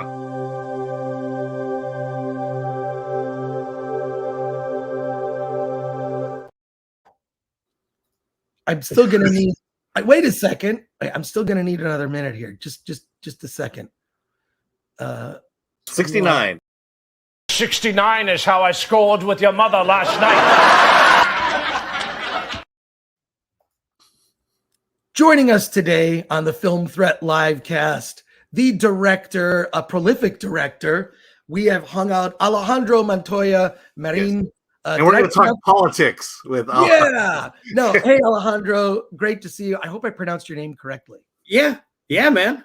How are you guys? Big fan of the podcast, big fan of the website for many years. It's really cool. Thank you for having me. Thank you so much. And your film, Millennium Bugs, is a period piece set in the late 90s with the Y2K frenzy. I remember when that happened. It was nuts, and it's what happens that night. Tell us about Millennium Bugs. Millennium Bugs was, first of all, thank you for watching it. You guys reviewed it when we were at our film festival circuit. We shot in 2019. We're going to premiere at South by, and then the pandemic happened. We had to pivot, and then we did the online film festival circuit to Dances with Film, Soho, and Las Cruces, many other film festivals. And then it took forever to sign the contract and everything, because during the pandemic, even though there were a lot of movies like being made and put out, there were a lot of production companies that shut down. There was just so much. No one knew what was going on. And one of the things that made it take a little bit longer is that I really fought for the soundtrack. We have music from Magnetic Fields, Archers of Loaf, and bigger bands like Please that were in Empire Records. And we wanted to make it as authentic to the 90s as possible. So that took a little bit more of negotiation from the bands, from their labels. What can we afford? Because ultimately we shot the movie for less than $100K. Like the whole budget of the movie was less than $100K. So we were pinching pennies, homies. We were whatever we could do to, and also to make it memorable, because it's like in this day, it's like we need to be aware that not just because I want to make a movie, anyone's going to give a crap about it. It has to be a good film. It has to be an allure. So I always try to hey, not only do you come and enjoy a movie that we make, but also we'll we'll do the best job we can with the best soundtrack possible for you to discover a band, or at least not be too obvious on the needle drops. So yeah, man, that's crowdfunded. So there's no lies of the budget. It's check it out on Indiegogo. It was there years ago. And yeah, it came out on VOD and DVD because why not? 1999. Exactly. So check out the film Millennium Bugs on VOD. It's available now. Yes. Awesome. So, but that's one of the things that like people don't talk about in the filmmaking process, which is why I just went through this with my film Attack of the Doc. We had an original score. Fantastic documentary, by the way. Oh, thank you so much. And the score you can get on Spotify, or you can get, it's free if you have Spotify. Attack of the Doc is there, the soundtrack. But you need to not just make a movie. So you got to be creative. But you got to make a movie. You have to have a business sense. That's the thing about being a filmmaker. You have to be wildly creative to be successful. You also have to have a business sense. You have to make a film that is releasable. I've had friends that made movies that played big film festivals. And then they got offered a big distribution contract and they didn't have the clearances for music or the rights to this, or they didn't like dot their I's and cross their T's. There's so much legal. This is the thing. Like I finished Attack of the Doc, like it was unbelievable. We did a screening at this festival in Tucson. And then that Sunday, G4 pulled the plug. It was bizarre. And then it took us another 6 months to clear all the legal and have it so we could put out the film, which came out April 24th. So you went through this, like you can't just make a movie. You've got to make a releasable legally movie so that you can get paid. And also, yeah, because then you go through when you're an independent filmmaker, I feel that our goal is, well, not even our goal. We can't get Tom Cruise. We can't get Meryl Streep. We can't, So our job is to bring talents that hopefully break on to bigger things. So it's our responsibility to find that thing, that it factor in the actors. And it's obviously harder and harder when your resources are pooled. But I think that that's like the important thing to promote, because we're all promoting different ourselves. Not only just that, but you have to make the audience care. Like, okay, but why? Why is she? Oh, well, she's a native from Austin, and now she's writing in the Lincoln Lawyer. Like, you got to give people something like an instigation, not an instigation, but like they want to see it. Yeah, and also, look, this is the thing. Like, there's a division of SAG, Screen Actors Guild, called SAG Indie. They want actors working, and they will work for a different rate and a different contract to be in film. So filmmakers think, oh, I don't know. That's a big, okay, maybe Meryl Streep is out of your reach, but there are so many other good actors that are up and coming that you could cast that they might end up blowing up. So that's a really important thing to think like, and what I admire about you and indie filmmakers like yourself is that never give up attitude. No. That like, I'm just going to do it. I'm going to get it out there. And man, I remember that South by Southwest when it became the online only. That was awful, dude. That was the worst. We still covered we were booked. We actually all had tickets. We had a hotel. We were all going to go there that year. This is 2020. And like, look, we had a party. So we were going to screen at the Alamo Draft House that has like the 2 apartment complexes, like straight at the Mueller, I think. And down the road, there was this nightclub that was a 90s nightclub. So it was already decked out. We rented it. And then we got the call that a bunch of friends from like Albuquerque and LA were getting there the day before. So and with their bands. So I said, dude, come on over. You guys will play in the patio. And you guys do cover 90 covers, and then you do your own stuff. And we will close the bar for 4 or 5 hours. It was all ready to go. And burp. Yeah. Oh, man, it's the worst. But what can you say? What were some of the we have a lot of questions in the chat. This is great. The chat's on fire. Awesome. I think we should. Oh my God, there's a lot of questions. Do you mind going to questions from the chat? We've got about 400 people watching live, so let's do this. That's awesome. Yeah. Okay, cool. But I also have some more questions. El Samuel says, greetings, Alejandro. Paulie, from Latino Slant says, "Saludos a mi compa Alejandro." Subscribe to Latino Slant, everyone. Hell yeah, hell yeah. Solomon Thornton says, "Any advice for beginning filmmakers also digging the movie title?" Thanks, man. That's a best advice, I think, is no one's gonna believe in you more than yourself. So first you gotta be very, very, very certain that you want to do this, because when it rains no's, and then maybe there's one yes out of thousands. Like, I was not a profitable filmmaker for at least 9 years, because you're always investing in yourself to go there and to go this. So I have ADD. I was a Ritalin kid, and I think that the best advice that I can do is be patient. So hence why I said that. Yeah. So Alejandro, like some have said I have ADD, and what I read a book about it, and I'm like, oh, I think I have like a mild form of ADD. And I read this book. It's called Driven from Distraction. Really interesting book that I read. And by read, I mean I listened to the book because I got it on CD at the time. This is like 20 years ago. And I realized I might have some form of ADD. And so I go, and I actually did buy the book because it had lists in it. There's like 200 questions that you ask yourself to see if you have ADD. And it's like, it was like 100 questions, and 99 of them, I basically said yes. And then like was like, I'm not sure. It's like, well, if over 50, you might have ADD.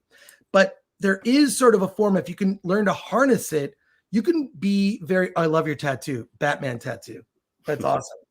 Love it. But I have a Highlander one too. Oh, sweet. But you can harness that so-called flaw. You can harness that for good. Like, one of the things I realized I was doing, they say to kind of combat ADD, is I make a lot of lists. I don't need like any fancy like software or those. I make a list of all the things I need to do, and I just do everything on the list. And so I realized after I was finished reading this book, I was already doing all the coping mechanisms that they suggested to cope with having ADD, which was a lot of like list management and stuff. And so I'm OCD when it comes to like email and whatnot. I answer all my emails. And so like, I don't know, something to think about for anyone else out there that's struggled with that. It helps. My girlfriend always tells me, like, you should do a list. I'm like, I'm not going to do a list, but hey, whatever works for you. People have different ways. So there you go. More questions. says, I was a college student working as a security guard on Y2K night, and one of the old dudes that worked there had a straight up zombie apocalypse set up in his car that night. Food, water, weapons. That's crazy. The film philosopher, where is Alejandro from? I was born in Laredo, Texas, and then raised in Mexico. I jumped the border the other way. Oh, that's great. Sweet. Greasy Guido says, we went party hopping on 12/31/99 in high school. Alejandro, what were you up to that night? I was at a hotel with all my family, and they went to like the ballroom area. And I remember 5 minutes before 12 o'clock, everything shut down. Like everyone stopped playing music. It got really tense. And then quiet, and then cell phones started ringing. But I mean, not all of them, because not everyone had cell phones at the time. Right. But you can hear, and then everyone's like, "Oh my god, everything okay?" And the party started again. Oh, that's great. The question is, how many people survived? Right. Greasy Guido goes on to say, one thing I wonder about these time period movies, how difficult is it to find 90s clothing, cars? So, dude, that's a great question. And we had like 4 cars or 5 on rotation. So when we couldn't get someone to move, we would block them. And then a lot of the wardrobe being used right now kind of reflects 90s wardrobe, especially if you're into the alternative rock era. So that was another one of the big reasons why we were like, I think we could pull off a 90s movie. So that was another great question, by the way. Steve Anguiano asks, this conversation is so important. Thank you. It's good to hear. It's okay to laugh says, how was your experience with Rebel Without a Crew and Robert Rodriguez? Thoughts on the Texas film scene in general? I don't have anything negative to say about I love Texas. I'm from Texas. I love Austin. I had a blast doing Rebel Without a Crew. I mean, I won't do it again because I'm older. Yeah, look at that. Look at that, Texas. Yeah, I'm older, so now my back hurts more. Look at that. Is that a cheese cutter? No, it's in my room. I'm in Texas right now. I'm in Dallas. Oh yeah, you're there for the festival, no? Yeah, Fan Expo. Yeah, heck yeah. No, Austin has so many cool things, man. They have concerts. The food is fantastic. I'm a huge Torchy's fan, and Valentina's and all. I mean, throw a rock and you'll find a delicious place in Austin. But I mean, I used to wash my car, my dad's car, not my car. I used to wash my dad's car, like to get an allowance. Like they would be like, "Oh, you want money? Okay, well, wash my car and I'll give you $5." So I would wash it, and then I would rent Mariachi and Reservoir and like Near Dark and all that on Paragon Cable, because then I would get $1 back and I would get Doritos, Cheetos, or a Coke, and that was it. That was my Saturday night or Sunday night, whatever. So great to meet your idols, is what I'm saying. I've met Robert Rodriguez. Couldn't be a nicer guy. Yeah, could not be a nicer guy. Cares about film. Cares about mentoring. He's just, I mean, whatever you think. Like that first El Mariachi movie is fantastic. Yeah, so good. Yep. So I don't know. I'm just a big fan of Rodriguez. The nerd far away. Hi there, Alejandro. What idea from the 90s do you wish had come to fruition but has not? For a lame example, we still don't have flying cars. The Biff skateboard. The hoverboard. Yeah, why don't we have so cool? Why don't we have hoverboards? Hannibal Grimm says, does Alejandro still go to the Muller Alamo? I've been there once after that. I think after they put the plaque for Parasite. Mm-hmm. Yeah, I've been there once. I love it. John Kaler says, just saw Alejandro kill it acting in the new Eva Longoria, Jesse Garcia film, Flamin' Hot. Wait, are you in that movie? I acted in the movie, homie. Yeah. That's what I was texting you guys like, hey, I'm only a half an hour in. Did I miss you, or are you? I'm in the factory, only I'm without glasses the whole time. Oh, okay. Oh, that's great. Oh, dude. Okay, I'm dying to see that film. I haven't seen it. I know it's on Disney Plus and Hulu right now. Like it's about the guy. What a great true story. Dude. Like the guy who came up with this Flamin' Hot Cheetos. It's so weird. I love it. It's and really that's what I was just telling a friend. Like a friend was like, really? There's a movie about. I'm like, the movie's not really about that, dude. The creation of the Flaming Hot doesn't come in till a while. It's a guy who no matter what, it's kind of like the Latino version of Rudy, of a guy that gets put down every day, and he keeps fighting and he keeps fighting. Like there's a great plot point of one guy that's like, well, why are you a thug? And he's like, my mom has cancer and I can't afford it. Like he has to go and deal drugs to help his mom and shit. Like it's also a comedy, if you can believe it. It's very self-aware and funny. Yeah, I like that. It's this idea that you have to take responsibility for your life. No one's gonna come and give you opportunity. You've got to make that's what this story. What the movie's about, dude. Yeah. Exactly. Imperfect says 90s Ritalin kids unite. It's okay to laugh. I keep hearing about the growth in New Mexico film industry too. How is it? Again, New Mexico is amazing. I stayed there for 12 years. I just moved to LA, and I stayed there because it's a great state. There's a lot of talent, and there's a lot of people emerging, and there's a lot of filmmakers that are making ruckus down there, man, or up there or to the right or whatever. But big productions all the time. I've shot 2 of my 3 feature films in New Mexico, and almost all my short films in New Mexico. Great state. I love it. And the other question that they had about Texas, I also wish Texas had a bigger tax incentive, because I know a lot of filmmakers in Austin that wish can do more stuff and that the government would support them a little bit. So why not support the arts more? Yeah.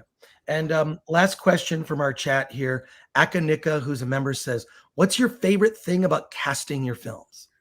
When you visualize the character, when you see him in person. when you see like a certain gesture or something, you're like, oh wow, I didn't think about that. Like there's so much stuff that the actor brings in, and I love that. I love when they're like, oh well, this character says this a lot, so I feel like he should be doing this when he doesn't. I'm like, oh, it's creative. I like that. Coming up with the character. All right. That's it from the chat. I gotta say, Alejandro, thank you for being here today. This was great. Thank you so much for having me. This is a treat. You guys are the bomb. I love your website, and thank you. Thank you for having me, for real. And also, by the way, you showed up for our movie meetup in Burbank. I saw our with you guys. Yes, you are always welcome. You Thank are you, always welcome. Just come and hang out. It's kind of a good group of like, we have like filmmakers. There's a guy who's a talent manager. There are movie critics. It's just like we all get together and we see whatever movie Hollywood has for us, the big movie, whatever it is, and then talk about it after. It's a lot of fun. So and then we went to the Yard House. They have like great food and drinks. It's fun. Yeah, you got to get there by happy hour though. Happy hour's over at 6. Oh, so, hey, get there I'll early. Be there for the Marvels. Yeah, we'll be there for the Marvels. Yeah. Oh wow. Okay. Yeah. When is that coming? Alejandro, thank you for joining us. The movie Millennium Bugs is out now. It is on video on demand. Is the DVD available? Is it on Amazon? Can you get it? Yeah, you can get it on Amazon. Yeah, it's on Amazon. Sweet. Alejandro, thanks for joining us on the show today. Take care. Have a great weekend. Thank you, guys. Go check out Flamin Hot. And yes, thank you, guys. Have a great day. I'm going to look for you in Flamin Hot. Please do. Please let me know what you think. I think I've seen you now in it. So okay. You're going to see me with a little hat that's like way too small for my big ass. That's great. Congratulations. Take care, Alejandro. We appreciate it. Guys. Have a great day. Awesome. Peace, Alan. Later. Good to see you. Oh, that's great. All right. Well, that's wait, let's do okay. I got it. All right, good. Yeah, all right. We're all set. I got it. We're all set. I want to thank our mods, Lord Thoth, all the mods that are there.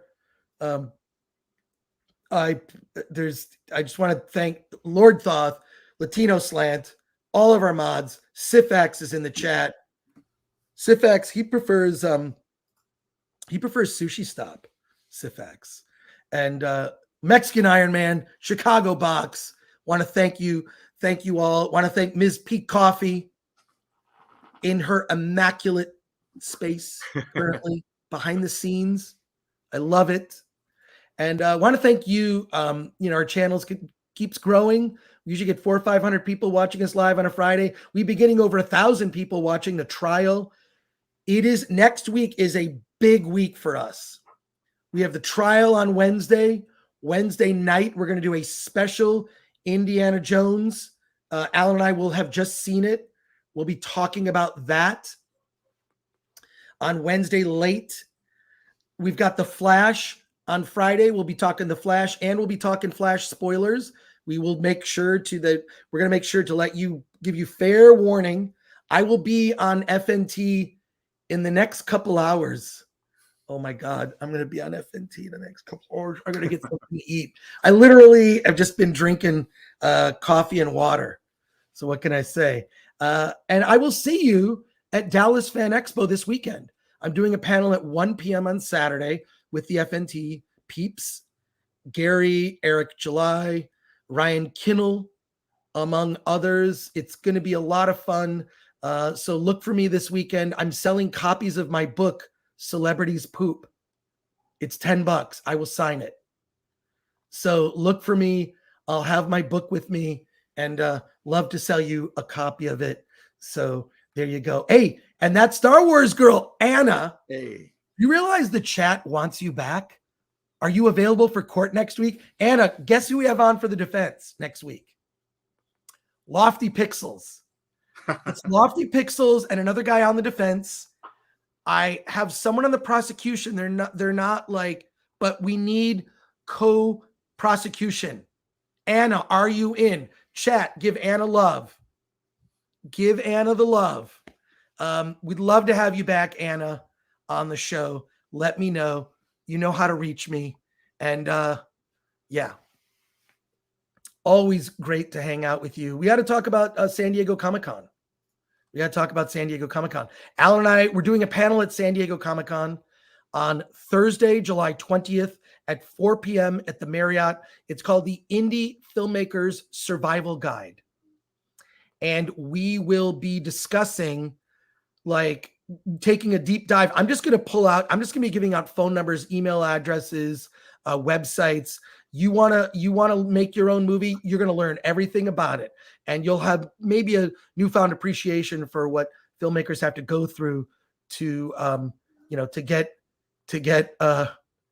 get a film made, and not just made, released. Twitty Sprinkles says Simps breathing heavy right now. Leo Cody says more Star Wars girl. Leo, maybe do a meme or two. Yeah, let's bring Anna back. Hey yo, Anna, says Hannibal Grimm. Anna, come back to us. Let me know when you're available the next upcoming few Wednesdays. And I will do Cecil's show. Not next week, probably the following week. Arguing with Lofty, you're inviting me to hell, lol, says that Star Wars girl. But that's the fun. That's the fun of Critics Court. By the way, did you watch this week's episode, Anna? Please just watch a little bit of it. We had a special surprise witness. We have a new surprise witness that's coming on next week that will blow your mind. Surprise witness. The witness may be used for the prosecution or the defense. So there you go. Please, Anna, you won't be the only one. It's going to be fun. So there you go. And Anna killed it on Critics Court, says Imperfect. Yeah. Anna, we'd love to have you on. Please reach out. So that's it for us today. I'll be at Dallas Fan Expo this weekend. Alan, what do you have coming up? I'll be in San Diego again at the National Comedy Theater, this time for the Friday night show, which means I'll be doing the dirty show in the evening, or in the late evening. Will it be as dirty as Disney? Introducing Sparkle.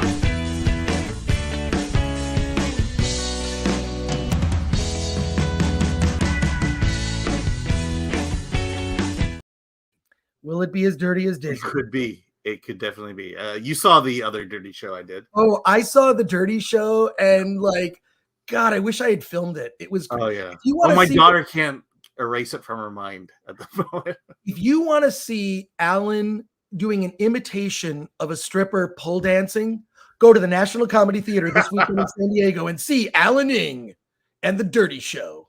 Yeah. There you go. We should do a little video. Then, the only other, I'm seeing Elementals tomorrow. So we'll. Oh, you're seeing Elementals tomorrow. Oh, we'll talk about Elementals next week. Yeah. Elementals, Indiana Jones, big week for us. Critics Court is back. It's going to be really interesting, and can't wait to see you all there. All right, have a great weekend, everybody. Alan, let's get out of here.